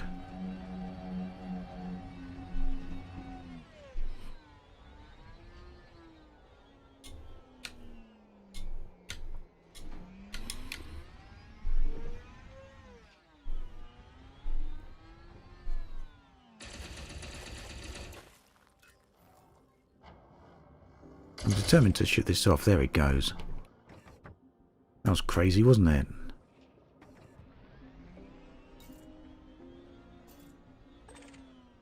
Chromium. Oh well, after all that. Cargo scoop deployed.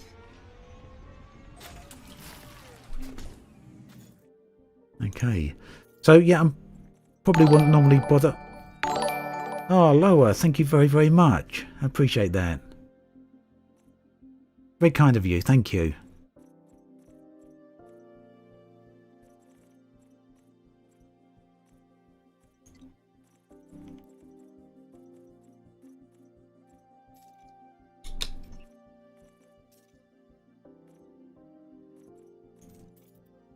Yeah, as I was saying, I probably wouldn't have bothered if it had been my other account getting these materials, but seeing as I'm on a brand new account here, I've got very, very little in the way of materials, so it's worth trying to collect some here.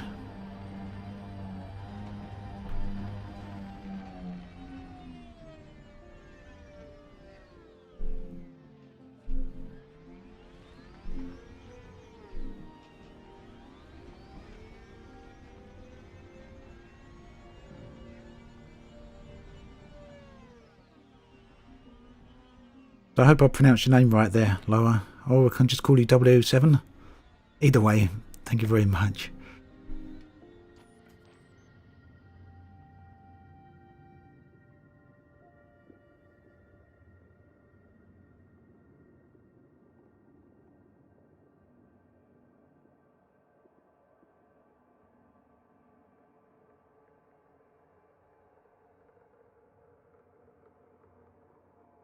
We're lost in the ground.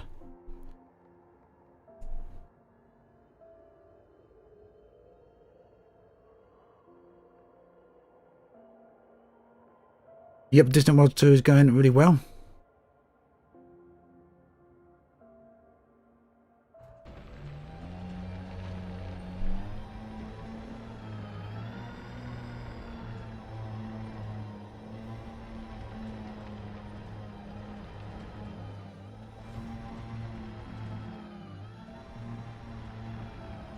Not going to collect too much of this stuff, so don't worry anyway. The point is just to collect a few bits and pieces here and there, so that hopefully when it comes to needing them, I've actually got them.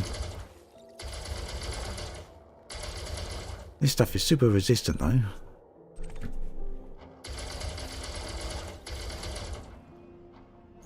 Tell you what, let's get back in the ship and not bother if it's going to keep doing that.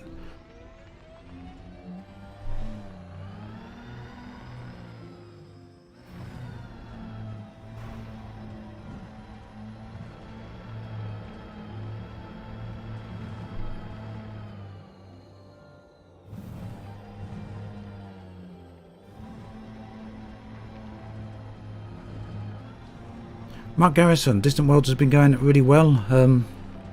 For me personally, I'm still only halfway to the first waypoint, or the second waypoint rather. We're just taking it very, very easy here.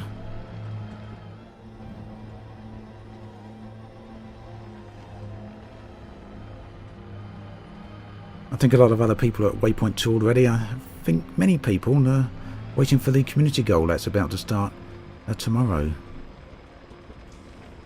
But just looking for neat sights along the way, that's really what I'm up to.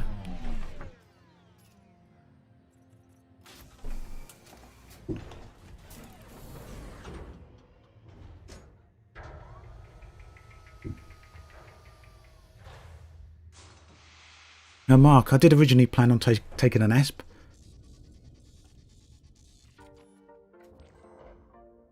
But then managed to do a bit of mining and get enough money for the Great Phantom here, so that's where we're at.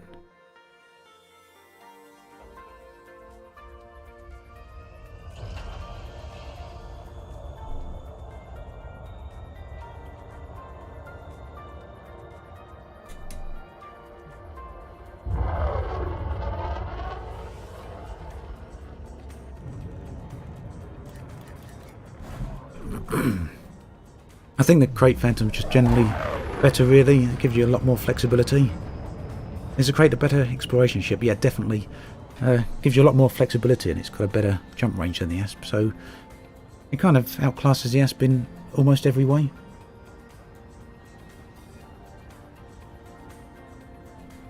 I think perhaps the only downside is it's not as manoeuvrable as the Asp, but you could probably negate a certain amount of that with engineering.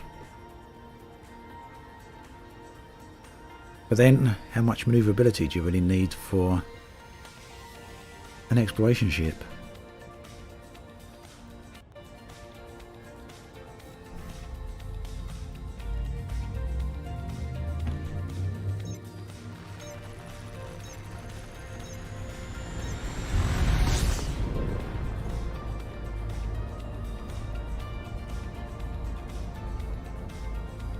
Oh well, Tom, you swapped out for a Crate Phantom. Don't blame you. Personally, I've seen a lot of people go on the expedition in an Anaconda, but I really think I just don't like the field of view from the cockpit, personally. But that's just me.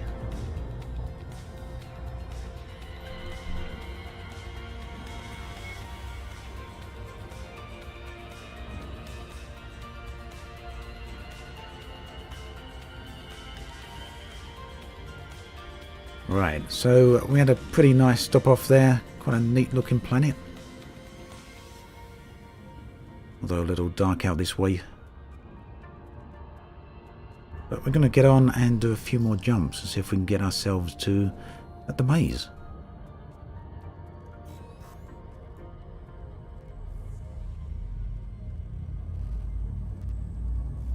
Stella. Oh, if you haven't seen a crate, it seems like must be close to half a year or even a year that you haven't played Elite 4 then. Definitely some big changes. Even if you haven't played for 6 months, there's some pretty big changes.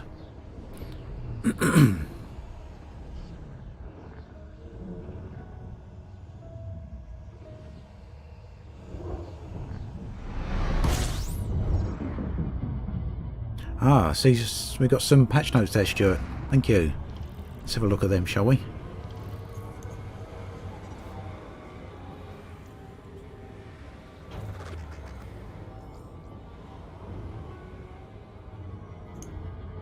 Right, I'm going to read some patch notes out. There's an update for Elite coming tomorrow, apparently. So, I'm not sure which of the community team posted it, but it doesn't really matter. Greetings, Commanders. Thank you so much for your feedback since the launch of Elite Dangerous Beyond Chapter 4. We're thrilled to hear that people are enjoying the new features. We're planning to release the next Elite Dangerous bug fixing patch 3.3.02 tomorrow, 17th of January at 9:45 AM UTC. We wanted to identify a few issues that the patch will aim to resolve. Please keep in mind that we've worked hard to prioritise problems that affect the largest numbers of players. We thank you for your patience while we continue to identify further issues and work to fix bugs that may have received fewer reports or are less severe. The below information does not contain the full list, which you can find here. We've already released server-side fixes for some widely reported issues, including game freezes. In fact, I haven't noticed quite so many game freezes lately, which is good. Here are just some of the issues we've addressed. Numerous fixes for game crashes and freezes, corrected issues where leaving a conflict zone and rejoining it could lead the players to not being able to choose a side to fight for. Increased ship storage to 40 ships per port. That's a really nice addition there. Ongoing efforts to balance the background simulation in regards to the way states impact, influence, economy and security. And in case anyone hasn't noticed, I've heard from quite a lot of people actually that the background simulation is pretty badly broken at the moment. And more, which you can find here. We'll have a look at the more in a few more minutes, I guess. Thanks again for your continued feedback, support and patience. Please keep the bug reports and feedback coming through, as they have been invaluable in creating the smoothest play experience for all. So there we go. A few fixes coming. Who needs 40 ships per spaceport? Well, I tend to store all my ships at Jameson Memorial, so I'm happy to have a whole bunch of ships there. Works for me.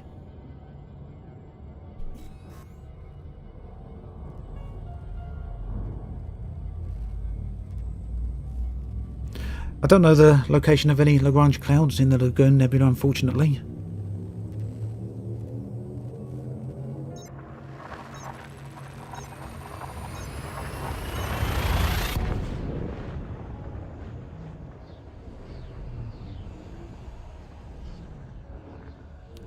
Yeah, Bunker, definitely noticed that. Shooting the chunks off of the surface features can be a little bit of a nuisance with the SRV. Didn't really want to mess around too much with that on stream, I guess.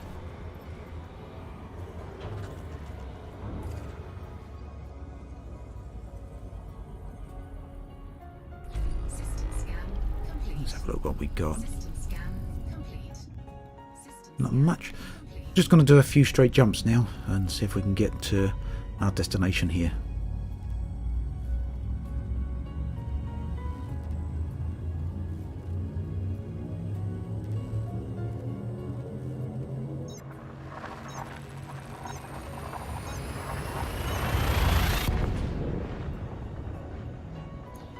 Has anyone got a decent build for a Vulture mining ship?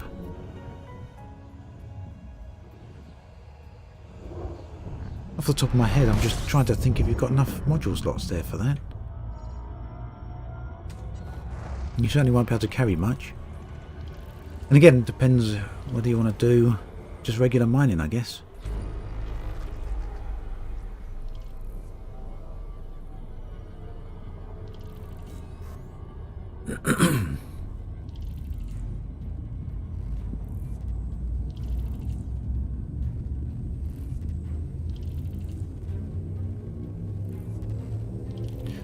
So I'm interested as well to see how much it's going to cost to transfer some ships over here, because this being a brand new account, I've only got the Great Phantom was built.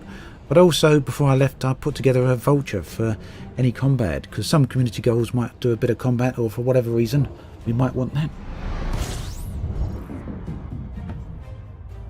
So seeing as they really don't cost all that.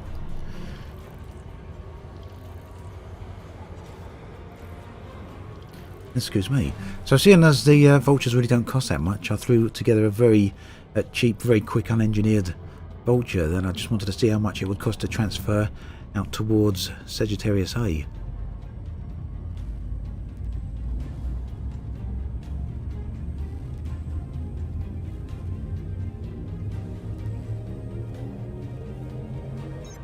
There's no shipyard. Ah, well, there we go. But worth a thought anyway, Shark Tales. But nice to know ahead of time there's no shipyard. I wonder if there'll be a shipyard at where the station's going to be built. Exiler, hey there. Glad to see you.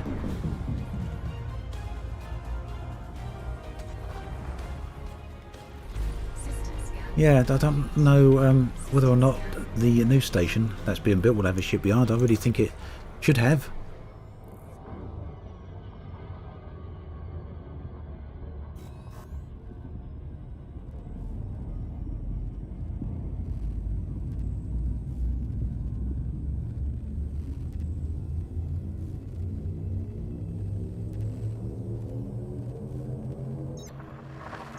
Marek, 88,000 light-year ship delivery or transfer cost 275 million for a Type 10 miner, 975 million for a full cutter, and 92 million for a combat Python. So yeah, pretty expensive to transfer the ships.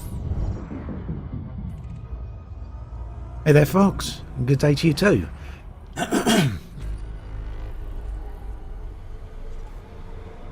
Excited.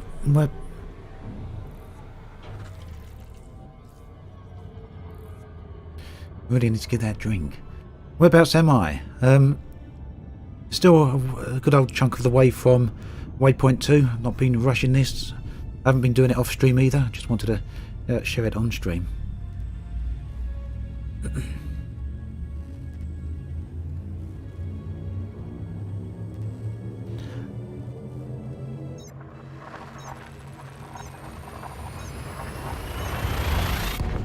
I really hope I'm correctly muting the mic there when I'm coughing, not coughing into the mic.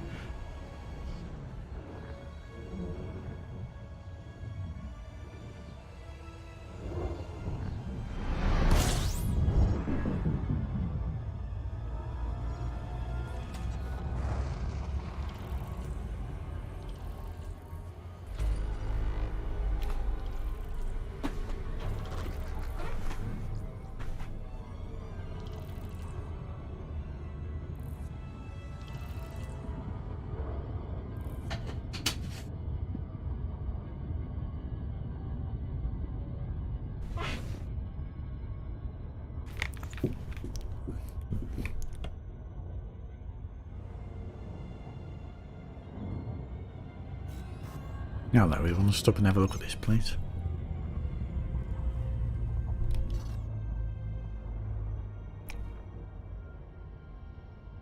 Just getting a mint there because it might help with the throat.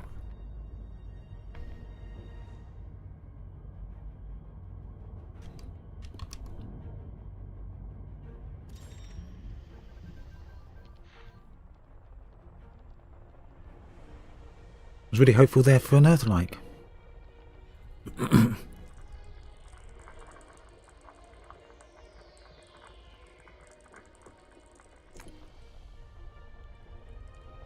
So yes, Cooper, I do play on the PlayStation 4. I'm not playing on the PlayStation 4 just yet though, but I do play on it that way.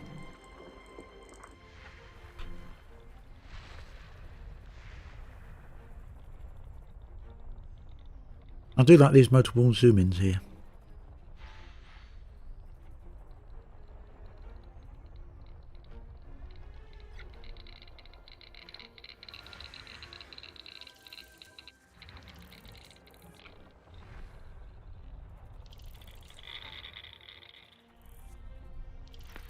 It's a crazy system. Looks like all the planets are over on the other side.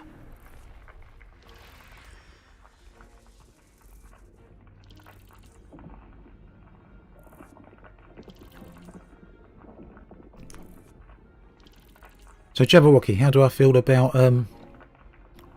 Waypoint 2 having all the mining equipment available at it? I think that's absolutely fantastic. They're doing that, and Frontier did let us know that it was likely to happen before Distant World 2 launched. So we did have a heads up that it was going to happen. They did tell us that we wouldn't need to take mining equipment. So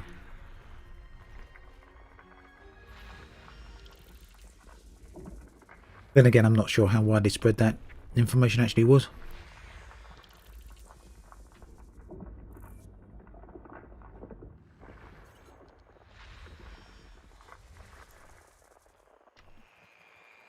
Thought I'd missed a volcanism there.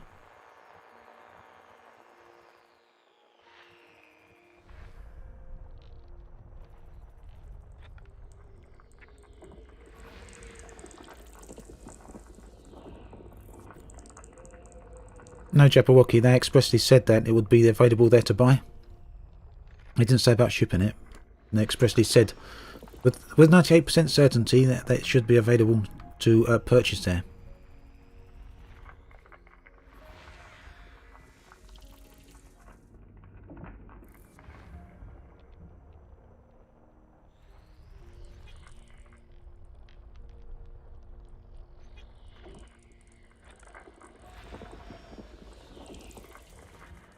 Might as well scan the rest of the system, I think.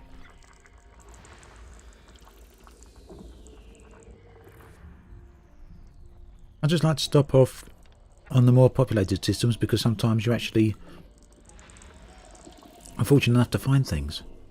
You know, like geological surface features and whatnot. Still haven't found anything biological though. I found, obviously I've been to other biological locations that are listed in the codex, but I've never found my own ones yet. They're super rare, I guess, so maybe one day we'll find one.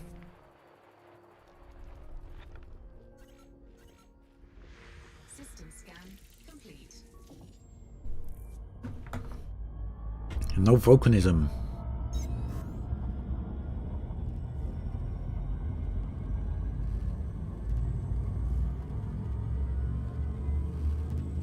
Hey Raptor, welcome back.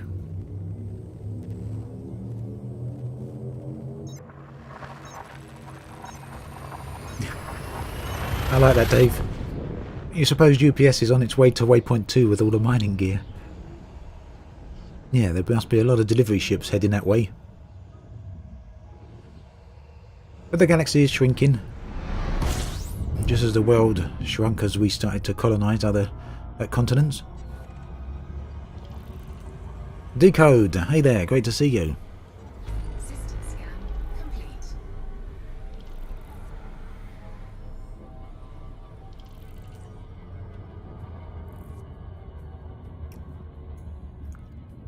Oh wow, Ranny. Yeah, biological surface features are pretty rare, so finding it on the first planet you landed on or scanned was a pretty good find.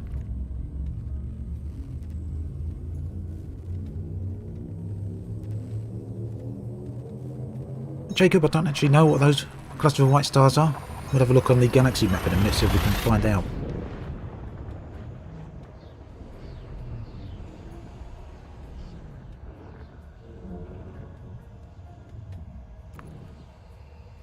Yeah, I suspect, Exila, that planets in the Goldilocks zone might make a much more higher chance of having biological life on them. It would make sense.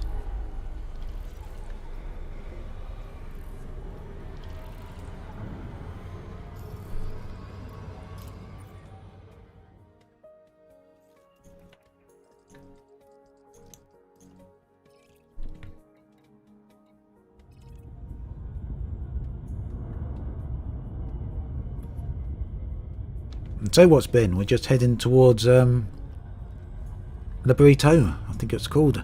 Laborito or something like that. Let's have a look how they've pronounced it on the expedition here. Labyrinto. There we go. Which I'm told is Greek for maze. And when you see the planet, we'll understand exactly why it's been given that name.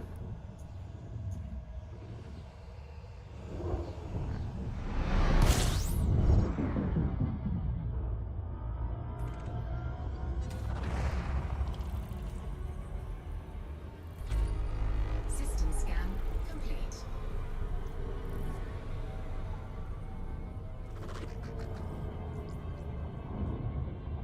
We don't know, Nat, yet what type of mining equipment you'll need, but apparently it's all going to be available anyway when you get to the waypoint, so...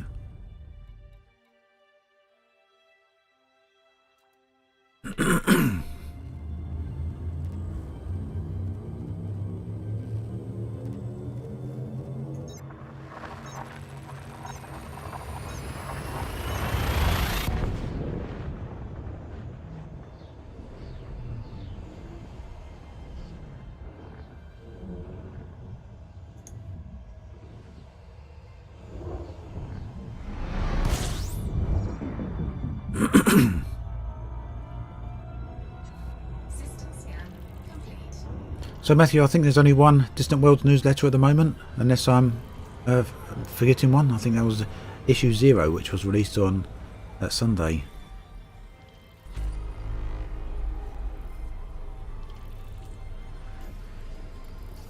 Five more jumps to go, so not too bad now.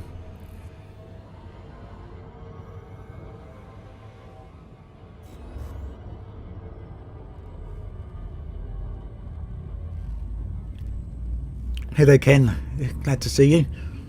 Hope you're having a good lunch, actually. Seeing as this is timed good for your lunch.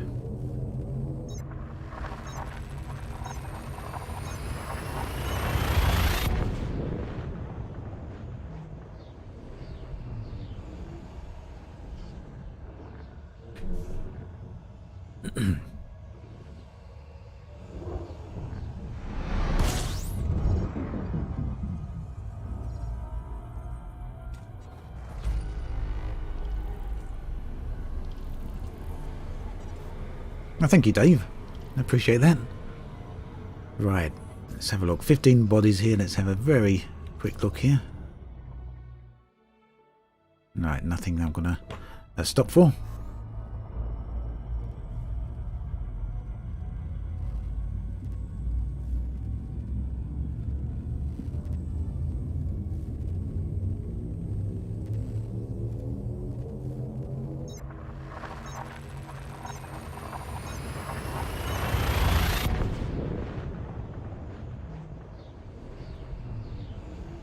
Yes, we definitely stopped by the view of the planet with the high gravity. Interesting place that was.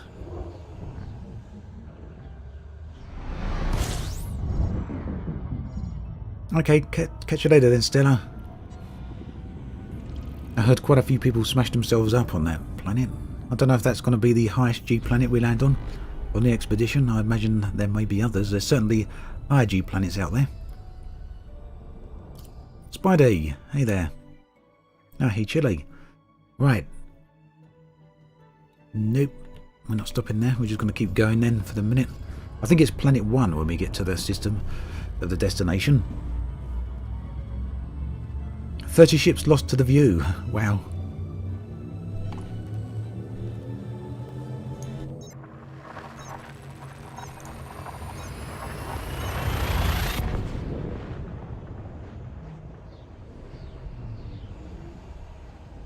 Andy, yeah, it's amazing really. Elite works on very, very wide range of machines. I actually use it on my laptop quite often.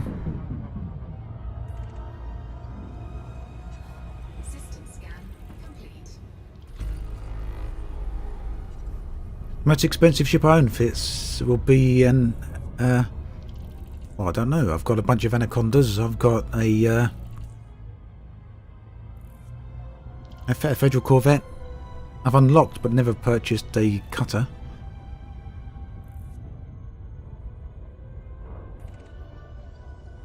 My highest priced ship is probably outfitted in many multiple hundreds of millions. But I rarely use them.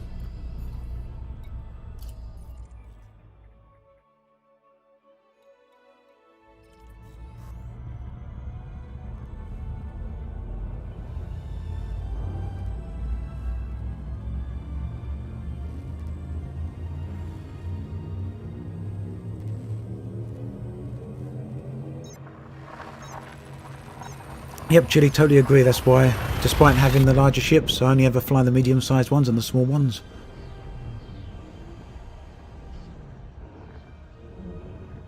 Fitz, if you want money, then there's two ways you can do it. Go do some exploring, or go do some mining.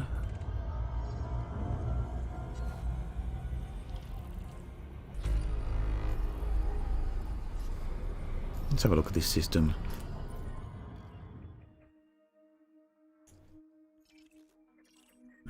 Okay.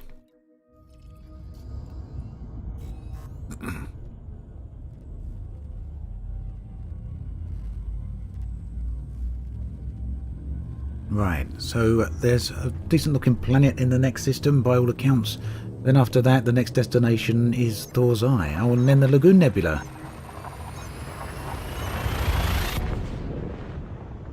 Looks like Thor's Eye is very close by, so we'll probably go there as well today. See how long we spend on the Labyrinto.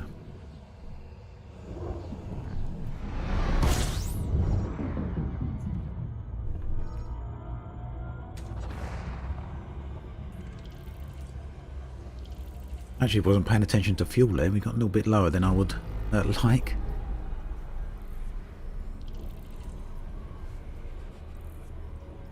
I should have had fuel stars selected. Something to remember for later on.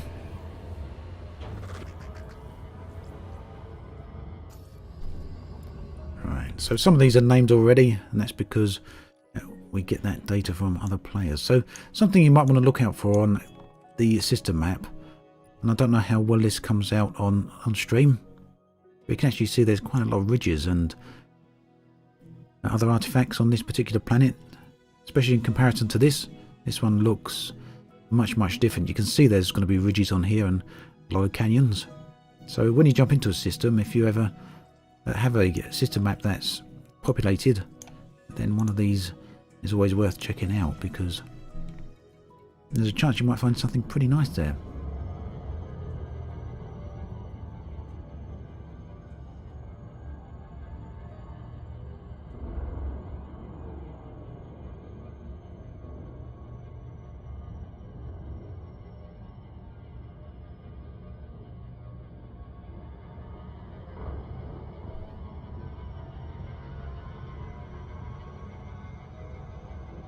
Actually, one other thing we might be able to see here, and I don't know, is if this shows the map. It might not before I've mapped it. It doesn't, unfortunately. Just wondering if it might have done due to the fact that other people have clearly sold this data already. Patrick, hey there. Patrick.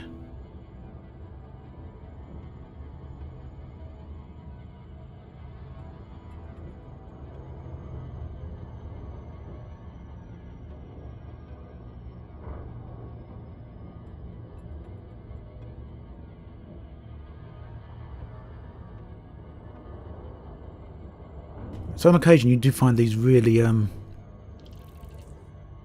highly ridged planets. Some of them are exceptionally so, and they're down to glitches in Stellar Forge, which is the system, the engine that makes the Elite Dangerous Galaxy. But other times they're genuine geology of the planet. Ark definitely be selling some discovery data in Waypoint 2, which is neat that we can do that. Makes it so different to Distant Worlds 1, where we just didn't have that ability. There wasn't any stations outside the bubble, full stop, but that was it. The blue HUD I get from customising one of the PC graphic files for Elite.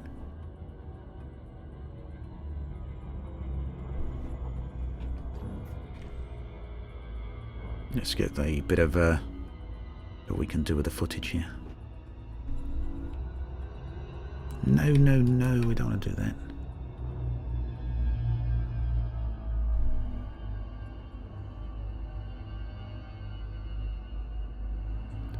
And yeah, you can see quite a rich planet indeed.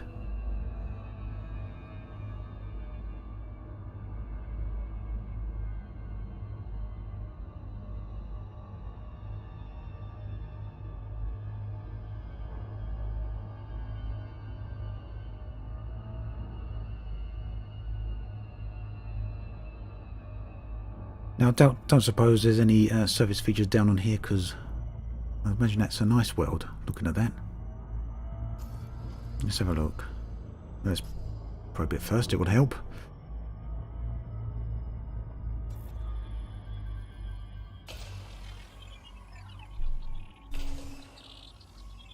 Right, again, we should be able to scan this with 2 probes. Pretty neat, just like the last one.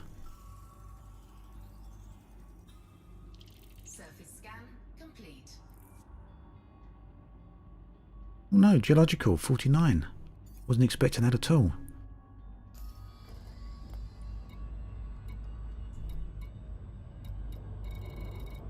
Right, let's get up a bit higher here.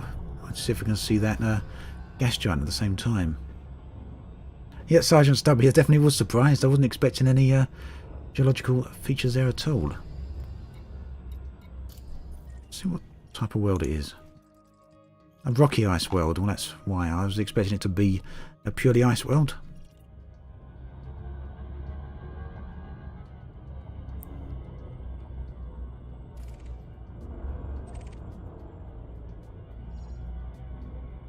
Orbital flight engaged.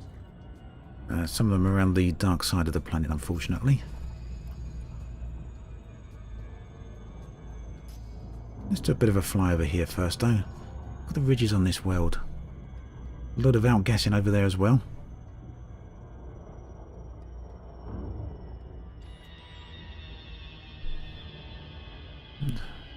Super neat looking planet, isn't it?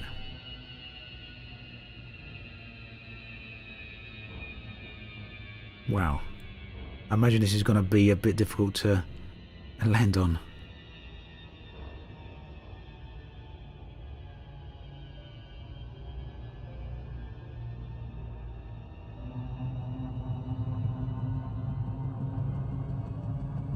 I'll fly to that canyon over there as well. It looks like there's a lot of mist in there.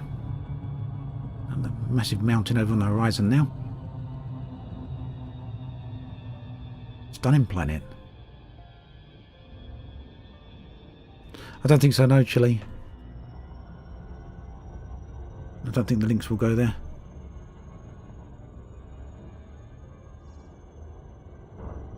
I'm going to go down into this, let's get a bit of height so we can glide in.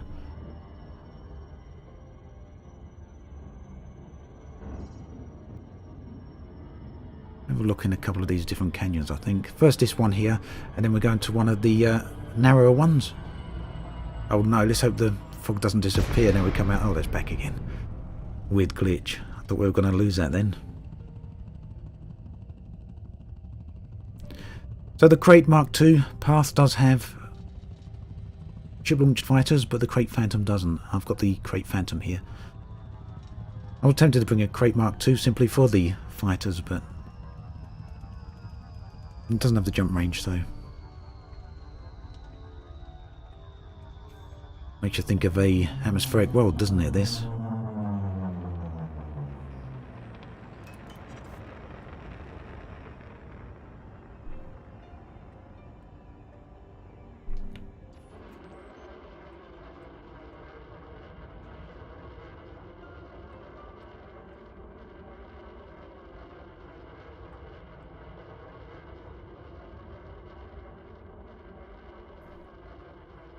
Driving an SRV round there would be on the crazy side, wouldn't it?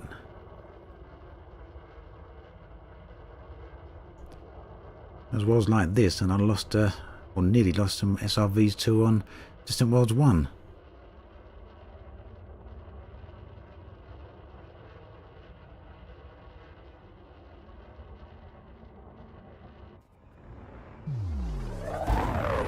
head over to that other canyon over there. It looks... Actually, I want to get close to this surface first.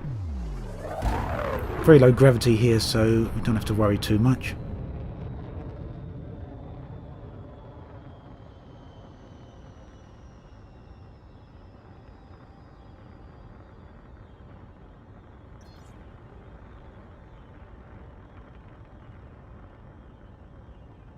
It's these sort of locations that really do make exploration worthwhile for me, I think. I was thinking about using that stubby night vision, but I kind of don't want to spoil the view.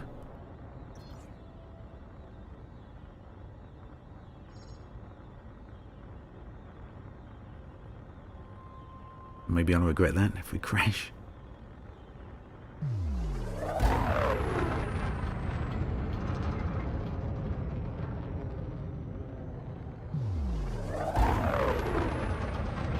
How many SRVs do I have? I've got 2.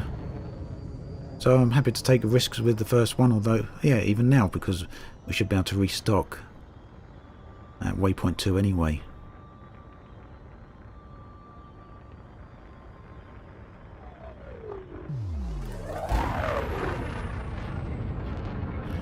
This is Malik's type of location, isn't it? Malik VR, for those of you that watch him on Twitch. And he loves canyon running. You have to watch this here because it's... I don't know how the YouTube compression is dealing with this, or the Twitch compression. You might not be able to see too much. In a minute we're going to put on night vision. I just want to see how thick the this mist and fog actually gets.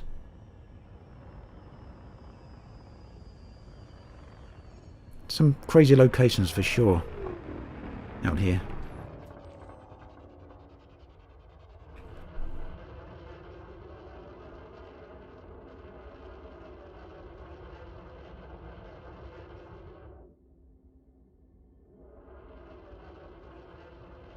Perfect spot here for the SRV, I think.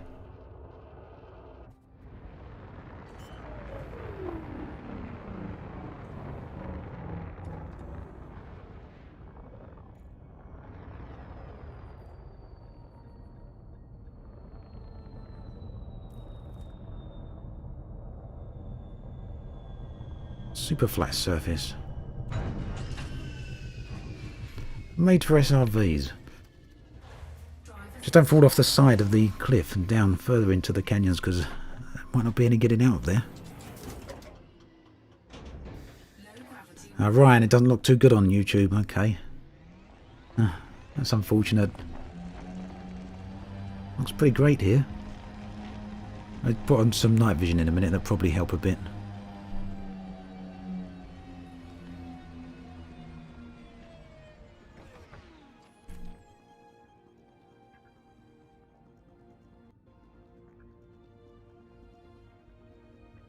Tell you what would probably help is having the ship lights on. Let's go and see if we can do that. Yeah, to give a bit of an added atmosphere here. Oh, getting out and walking around, wouldn't that be nice?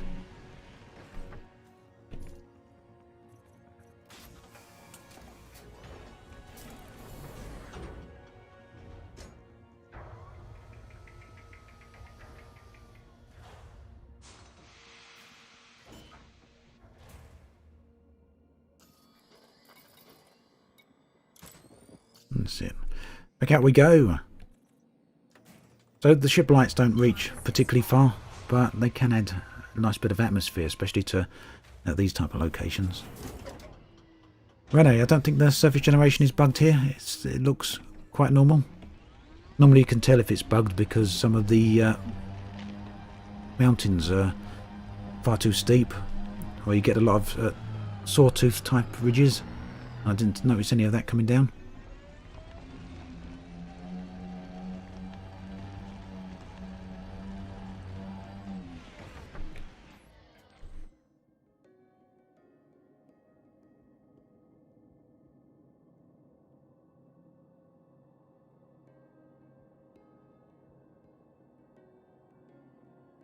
Then we can't see that sun still down here. That star was making it look quite neat here.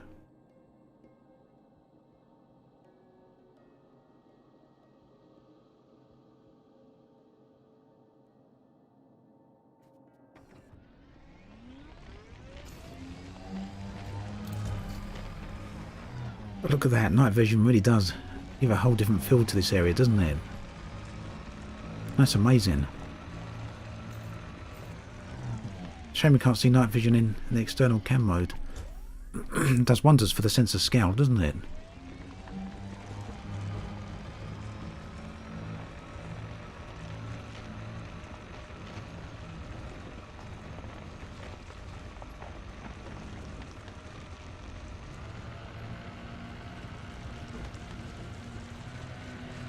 That's an amazing sense of scale here. Looks like there's something over there on the wave scanner. I suspect that's down over the edge of the cliff, which I'm not going to go driving down the edge of the cliff because I won't be getting back up, I doubt. I'll go have a look what it is though. Hard to judge where the edge is.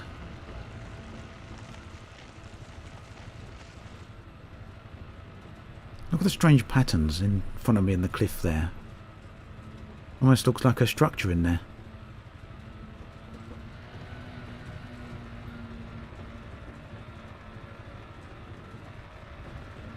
Maybe there's something at the top here.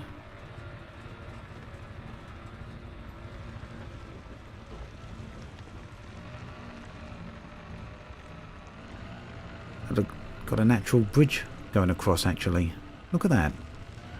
A natural land bridge going across the canyon. Didn't expect that.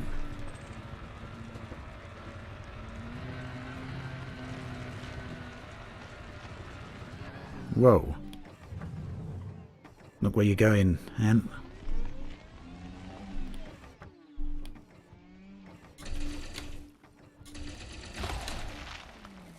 Alright, we've got a few fragments here drifting off. They're going to go up, trying to escape the canyon.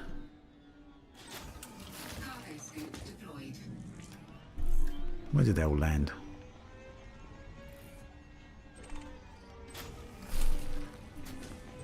Nice opportunity to pick a few materials up.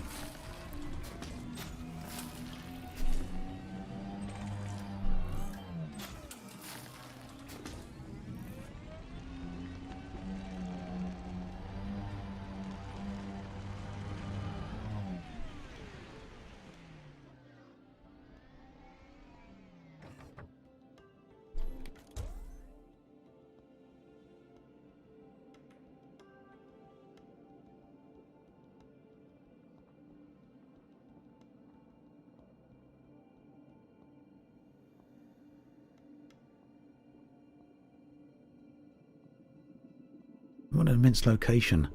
I'm actually hoping that one day we get water worlds to access and that we get submersible SRVs, submarines, mini-subs, whatever. You can imagine a location like this at the bottom of the sea, couldn't you? Or the bottom of the ocean.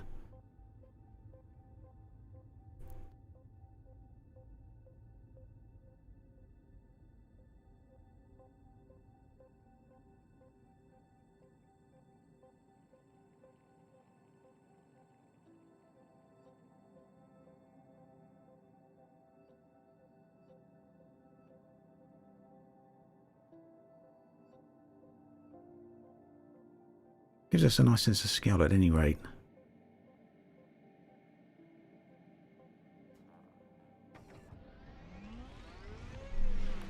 Alright, let's get back in the ship and have a look at another part of the planet.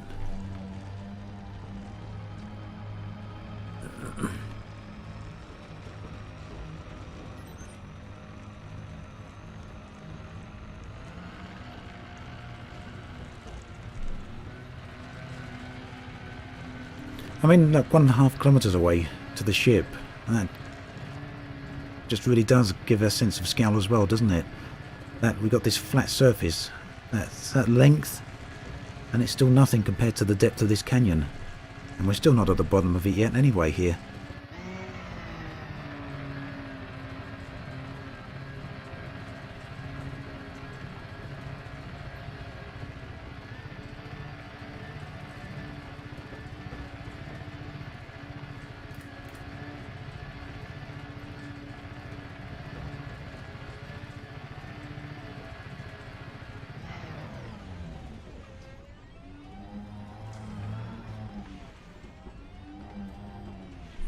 Water before space legs? No, Floor. I want atmospheric planets first. Space legs can wait. Although, of course, I'd like to see space legs, but I certainly don't want to see them next. Next up, I want some atmospheric worlds. But who knows? We'll see how it goes.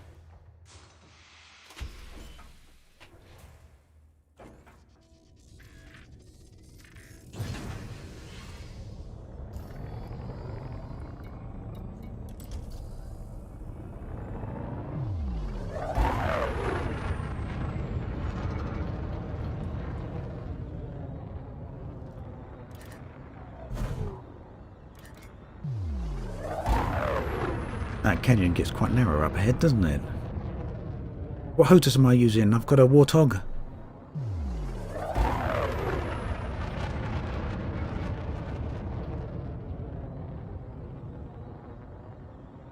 Three more years for atmospheric planets, Flora. Maybe. Who knows? I've really got no expectations for that anymore as to putting a date on it.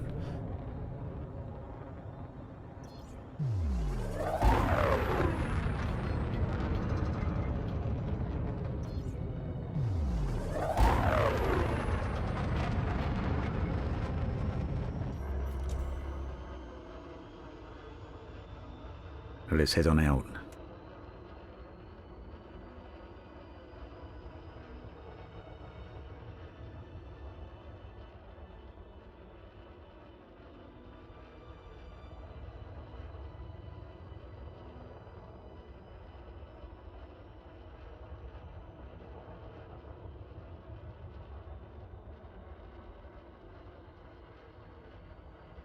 It's 10 kilometers roughly, the depth of that canyon.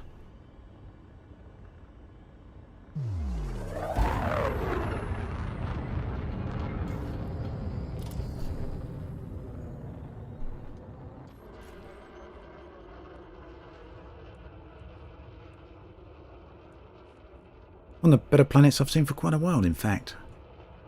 Very nice.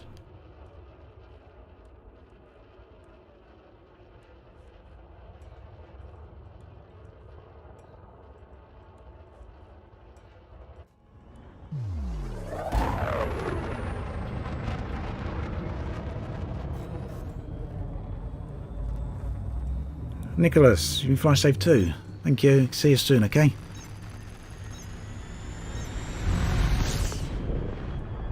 Right, so we wanted to go to one of these surface sites, didn't we? I guess it's not selected anymore. Yes, it is. Good. Really would like one that's not on the dark side of the planet, because dark side of the planets are really dark now. Completely black.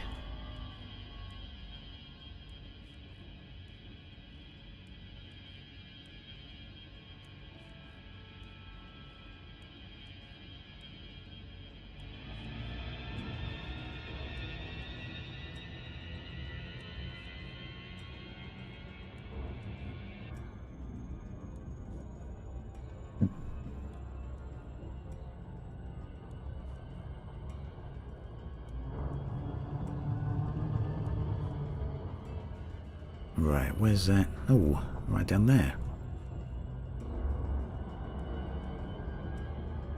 We've overshot that a little bit, but let's switch around. That shouldn't be too much of an issue. I just don't want to go into glide mode just yet. That's a little bit too steep.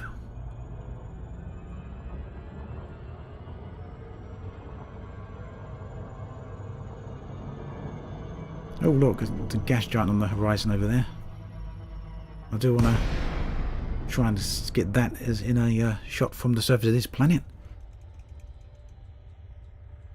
Assist off training? No. I'm very ready. Flight assist off.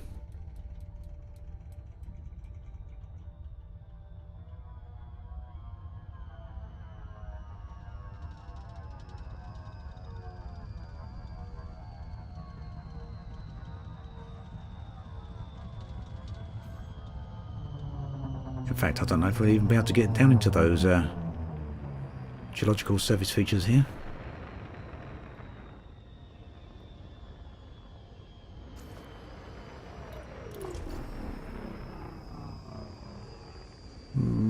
I'm going to be able to get close with the ship, but I'm not going to be able to see much, I don't think.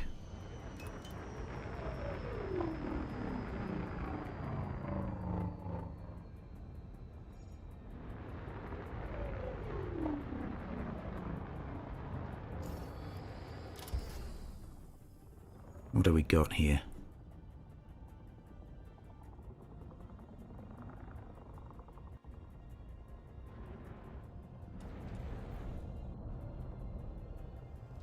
Not a lot going on here, unfortunately. Not too bad, but I'm not going to spend too much more time there on them. I'm going to go check that, see if we can see the view of the gas giant.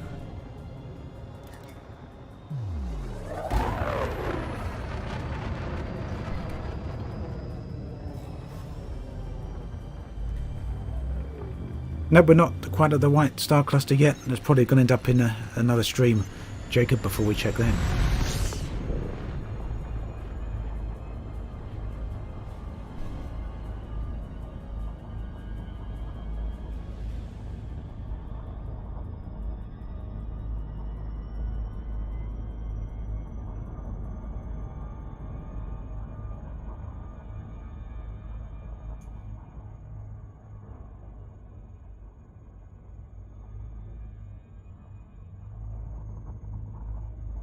We up high enough yet? Not quite. Yep, Corbs is well worth taking a look at this planet. Definitely. Right, so what we want to do is... There's that gas giant. We want to fly towards that. Spun so fast I lost orientation there.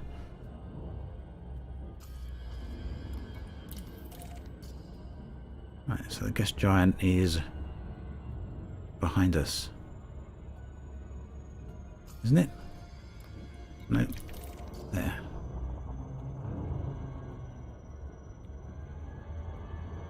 Right, and we want a surface location that allows us to see the gas giant on the horizon. Let's see, ideal site. I think that one is going to be a little too close, unfortunately. Exiler, thank you very much for that. Oh wow, appreciate that, thank you. There's another one over there. It might be a little bit better. The reason I try and get a little bit further away is because as we get close to the... I don't know, actually, maybe. Yeah, if we don't go... No, too close to the surface.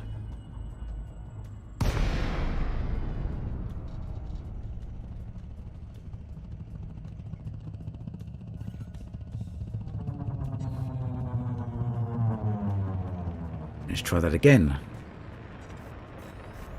Yeah, some of the planets, not the planets, but some of the surface features, if they're slightly too far back from the horizon, then you don't get such a good view of what's in the distance.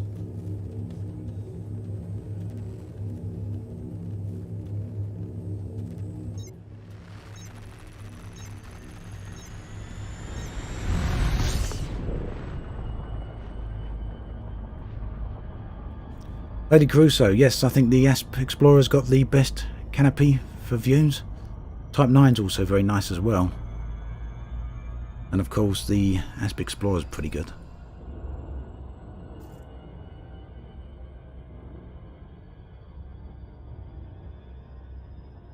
I haven't been to Signal 16. Thank you, Mystery. Maybe we'll take a look at that one. Right, we come up a bit higher than I wanted to. 27 looks to be the one I want though. Although we are getting very close into the dark side of the planet there, unfortunately.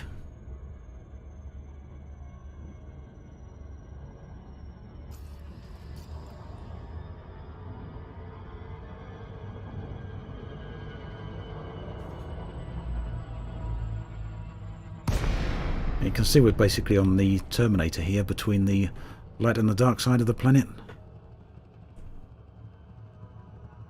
Always gives interesting views. But again, I think these surface features are a little bit too low into the canyon, so we're not going to go down there just yet. Right, enough flying around for now though. I think we'll leave the stream here today, and I'll pick back up from here next time. The next place is Thor's Eye. Thor's Eye? How I have Thor? Thor's Eye, isn't it? I'm sure that's how it's termed. Yeah, Thor's Eye, Lagoon Nebula, Moth Nebula, and finally the Omega Nebula. So very short distance to go now, and we'll do those on the Friday stream and get ourselves to waypoint 2. So yeah, like I say, I'm not rushing this. I want to share the journey on stream. That's what it's all about. Not about getting to the waypoints as quick as possible, but just sharing the journey and seeing what we can find. But thanks for everyone for watching. Been a really good stream. A couple of shout outs I'd like to give to DM Porn for becoming a member, Corpse a Lot, Joshua Warren, and 007, and I think Exiler as well. Thank you very much for that. And let me just make sure I haven't missed anyone. Give me 2 seconds. Always like to make sure we got everyone when I do the shout outs here. Yeah, thank you very much, Exiler, as well. So over on Twitch, let's raid someone. I think we're gonna go and raid the Red Panda, or the Red Panda. Let's go do that now. And thank you everyone for watching. Always a great time here, having a chance to chat with you all. I'll see you all soon, okay? I'll be back on Friday, and I've got a video that I'll be releasing tomorrow, so do take an eye out for that. I'll catch you soon. Bye now.